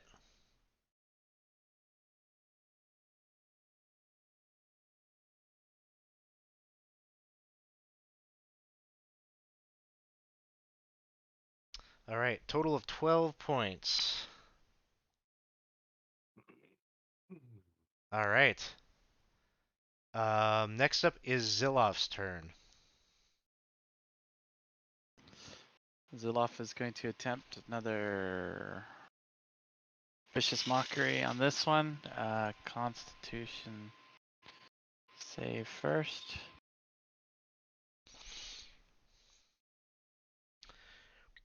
Seven. You want to use a Just reroll? You got a whole bunch of them now. Oh, I do. You know what? Yeah, let's use one. Thanks, Winston. One more reroll. It's worth it.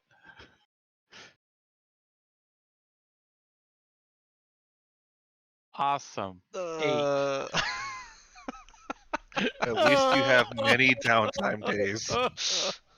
Oh, it hurts. Elder Nevitz is just like, welcome to being old. uh, I'm making con saves every 6 seconds of my life. Good job, My Elder life. Ziloff. My life is a con save.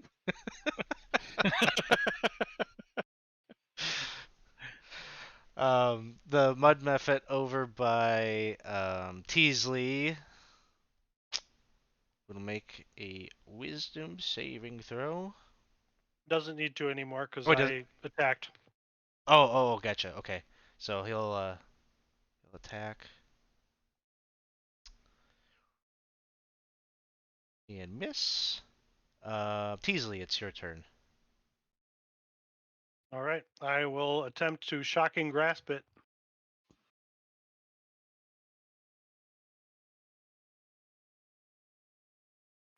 And fail. I'm going to use a reroll because we got him. You got him.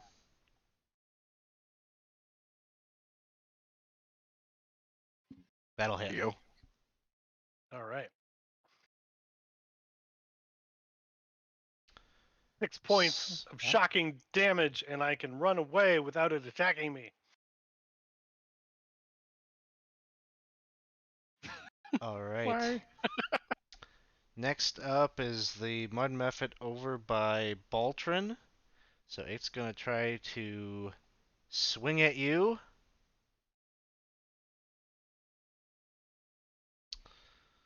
Ooh, I think a 14 will miss. You know, I'm gonna be a jerk though. I'm gonna use a reroll.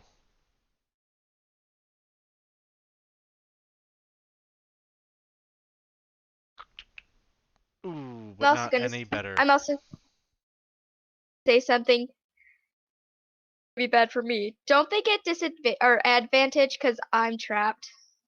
Oh, you're right. Okay, so that first attack, if that was our advantage there, that still would have missed. So I'll just try it again at advantage with my reroll. Take a point of inspiration for calling out that, for keeping it honest. 18 hits. 4 points of damage. All right. Heinrich, it is your turn. I am a very brave doctor. I took an oath. I can. He's like, sorry, like, ho, ho, ho. Just, he's gonna grab the little bottle that says adrenaline on it. Oop. This is for you. You're just gonna just jam it right into Baltrin's neck. And Baltrin, you are level 1, so you get. Boop, boop, boop, boop. You get 7 points of healing. That's good. That's real good. And then the panic doctor's just gonna go, I'm okay, I'm good. He's just move himself a little more this way, just like pacing, but he just forgets that there's a method there. Pacing. I'm good, I'm good, I'm good. That's it. All right, Baltrin, you are up. Right. Let's try to headbutt that mepper thing again. All right. Give me a strength athletics check.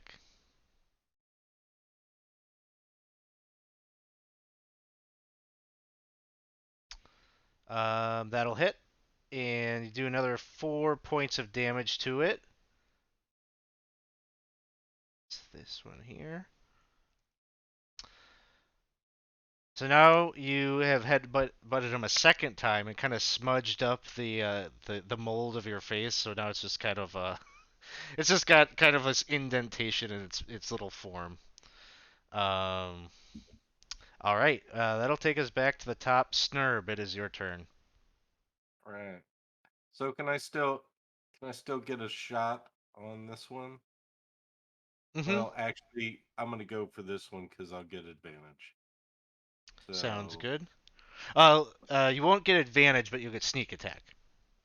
yes. Sorry.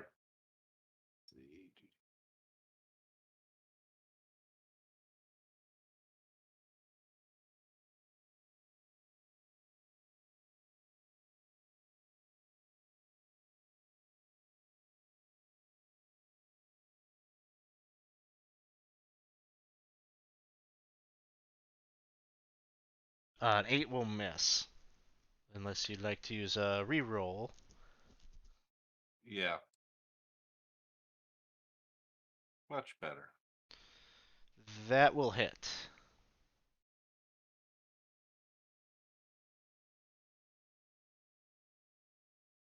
Seven points of damage. It's still up. Then sneak, additional 3 on top of that. And that was with your rapier? Bow. Short bow. Oh, crap. Yeah, rapier. Sorry, I was Okay. clicking the wrong button. So Did you mean to do the bow? Is it the same damage? Like the same no, modifiers? higher, so that's fine. Oh, okay. I'll get closer and we're good. Oh, sounds good. Ziloff, it is your turn. All right, Ziloff is gonna take a breath.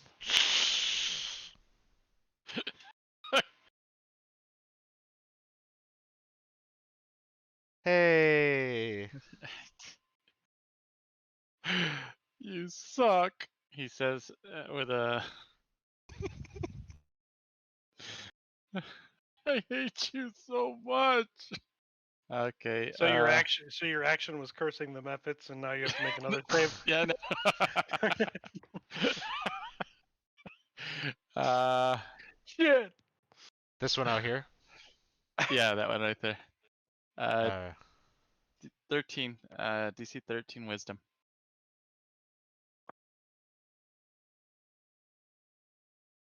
Oh, oh, he nails it. this is just mean. I was just laying at the door with it open, just Mud Mephit. Um,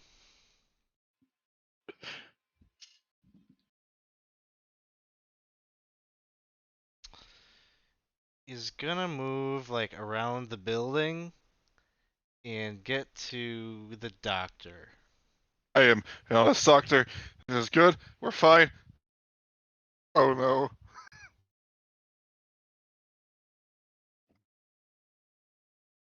I'm gonna. Oh, I got one oh, reroll. I'm gonna use it. come on. I'm a good man. I promise. Good doctor. I'm a No. good doctor.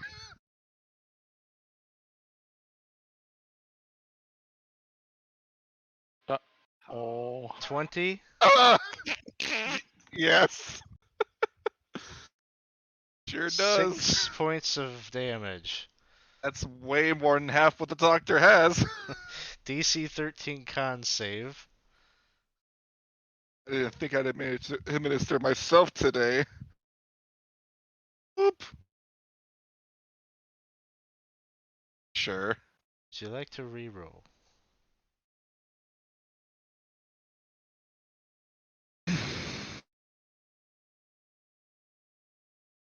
You We don't have want three. broken Sure. We have ribs. 3.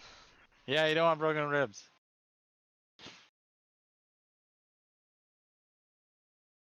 Oh I think I no. want broken Oh. ribs. Roll Oh, you a had to. d10 to see the. I think I got broken ribs. Oh, I know. No, this isn't that. This is you rolled high. You just can't take reactions until the end of your next turn. Ah! All right. Next up is Teasley. Right. I'm going to run up and try to shock and grasp that one that just attacked the doctor. Oh, I'm on the wrong window. That's why I can't see it. Oh, There are 2. I'm gonna use one because we're nearing the end here.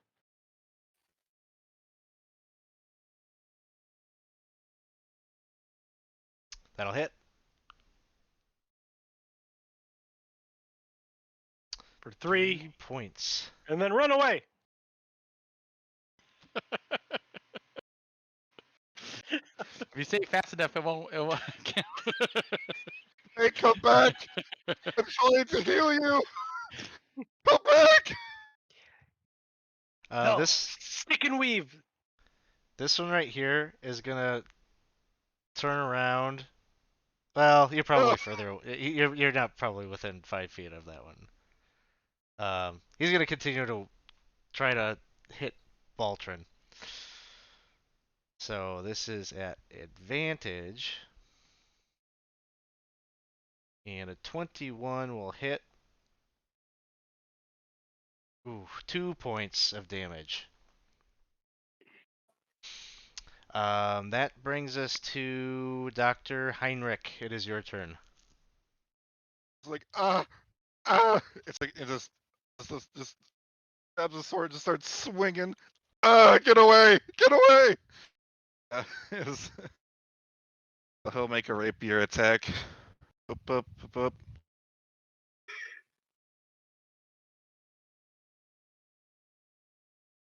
Oh, and that went on a journey. Anything else? No. All right, Baltrin. It is your turn.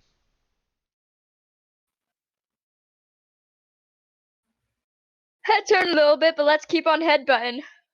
Sounds good. Strength athletics check.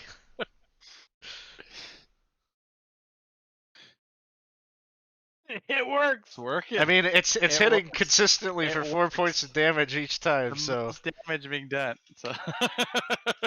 it's still up. But one Oh my more goodness. headbutt, and it would go go away. All right, back to the top. Snurb. It is your turn. All right. I'm Going for a rapier on that one.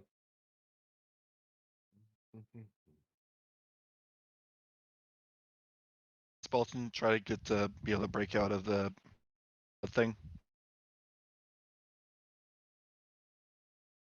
Oh yeah, Baltra make a dex save.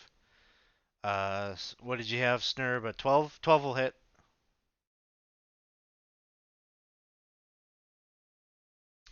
Nope, sorry, wrong one. Baltrin, you're still stuck.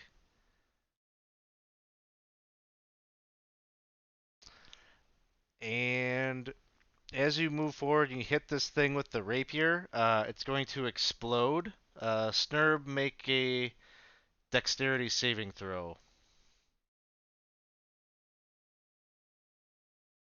Baltrin, you don't have to worry about it because you're already stuck under it. Okay. Surprisingly, a 12 will clear it, so you're fine. Ziloff, it is your turn. First, Ziloff will take a breath, or attempt to breathe again.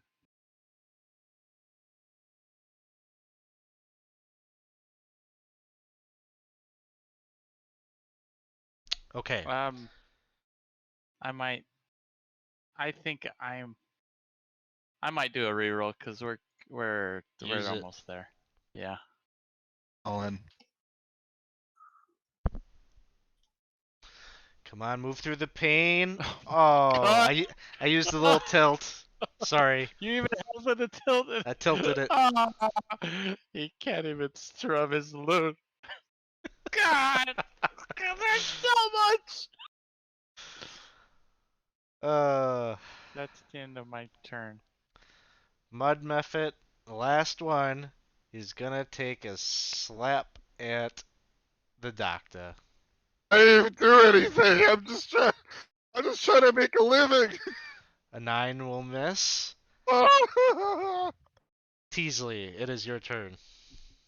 Right. Stick and weave. I'm going to run in and shock and grasp.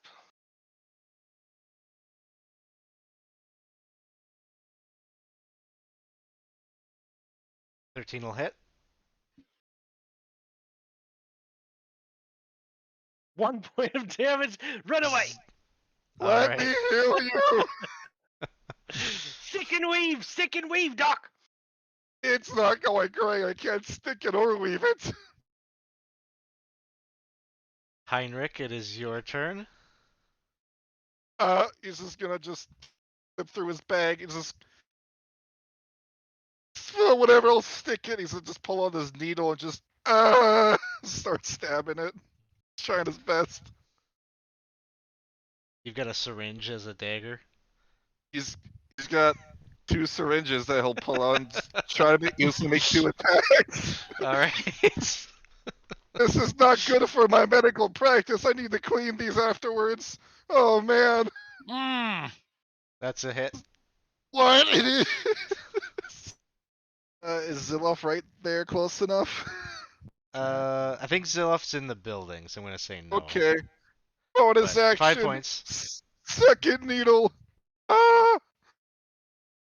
We've had 1 needle, yes.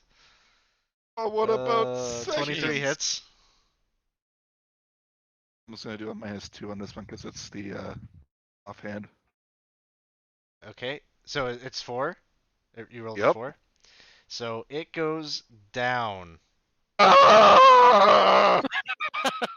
Explodes. Go ahead and just for funsies make the dex save. He's gonna fail it. He's just in a funk. I'm okay. So crying going on. it's 10:51. So I just want to like kind of do a little bit of wrap up here. Is there anything like very specific that anybody wants to do as like combat kind of wraps up? I like to heal everybody. Okay. So you go ahead and do that. So at risk of having more of his valuables smashed and broken, Kenter Nevitz will share with you what he knows.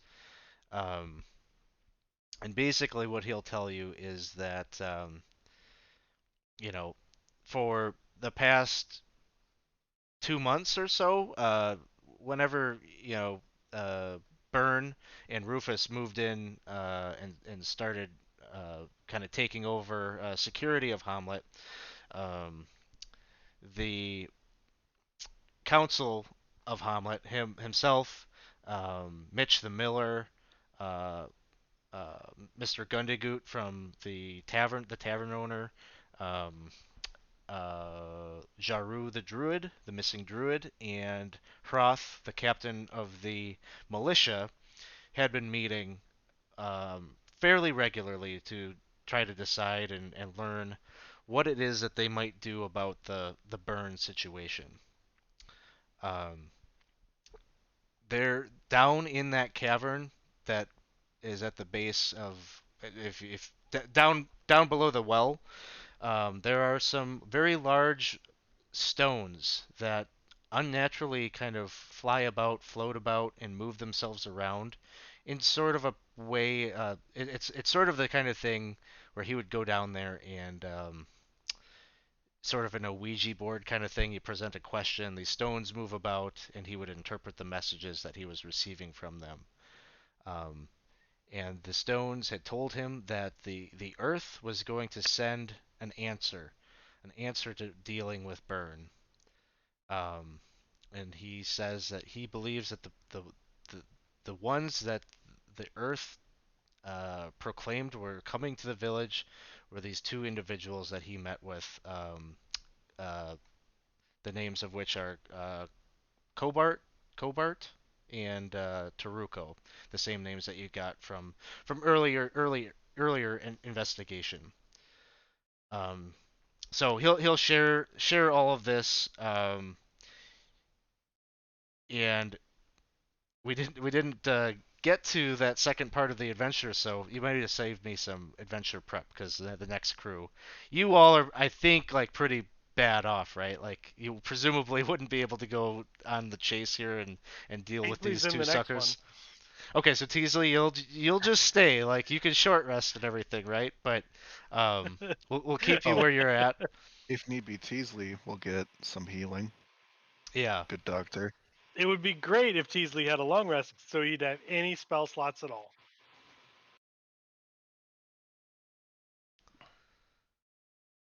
Yeah, just unfortunately that wouldn't be in play, based on the timeline. Yeah. Uh, so we'll d- Okay. we'll we'll do yeah, if you wanted to bow out of that one or whatever, I'll leave that kind of up to you. But this is going to be that rare situation where there's got to be continuity between this session and the next one to wrap up this piece. Yeah, that's So okay. we'll give some more narration to everything that Nevitz will share with you, but let's just kind of pose the question and let this group maybe decide on Nevitz's fate. You're probably getting the sense that he's not necessarily like he's being duped. Um, I don't know. What would you tell Rufus at the end of the day should be done with Nevitz? Smash all his pots. Baltron has a consequence for him. Go ahead. Very chaotic, but we should chop him up and eat him. You want to eat him? I don't think Rufus would go for that. In my humble medical opinion, as well as cannibalism is some acceptable form in some cultures, he has gangrene in his foot, and I'm surprised his foot hasn't fallen off yet. I This is mean, not you healthy. don't generally want to eat things that have aged that far. The meat gets all gamey and it's horrible. Aged cheese. Mm, I don't know that holds up scientifically speaking. Um, Kind of want to eat him. I'm not going. We're not going to, but I kind of want to. um, I think my I'm vote going to be is sick. my vote is to explain that he's been duped and say do nothing other than keep an eye on him. Yes. I'm not thinking I mean, straight. he's not going to live that long naturally. So, like, what punishment can you really give him? He'll fail that con save eventually. Oh, Well, can't save of life. Sounds good. Not hearing like a strong pitch to like throw him in the gallows or whatever, but yeah, we'll keep that in mind. It's either just keep an eye on him or eat him. Those are the options Yeah. on the table. We're all in. Yeah. We got, there's a lot of gray area between those two. It was awesome though. So, well, thanks everyone for hanging out with us here tonight. We'll have a little part 2, I think, to this session coming up in 1 week. So next week, on the 23rd, we'll have another group with Teasley. It sounds like is in that Yep. one. I think I've got space in it. So if you were watching here tonight, you want to get into a game and you want to try it out, play a little bit of Temple of Elemental Evil, we'd love to have you. Come and join us in Discord. Pop that into the chat here. You may get a chance to eat an NPC. I mean, it's possible. I mean, I feel like stranger things have happened in the community campaign, so we'll see. So come join us in the Discord, hang out with us in between the streams, and possibly get in a game. And with that, I think we'll take it offline. So let's see. Do we have any friends? Anybody that is streaming? Oh, let's just go and take a raid over to Rob 2E. Even though we weren't using Fantasy Grounds at all tonight, he does good stuff. I've used a lot of his stuff before, so we'll go give him a raid. Thanks everyone. We'll see you all soon.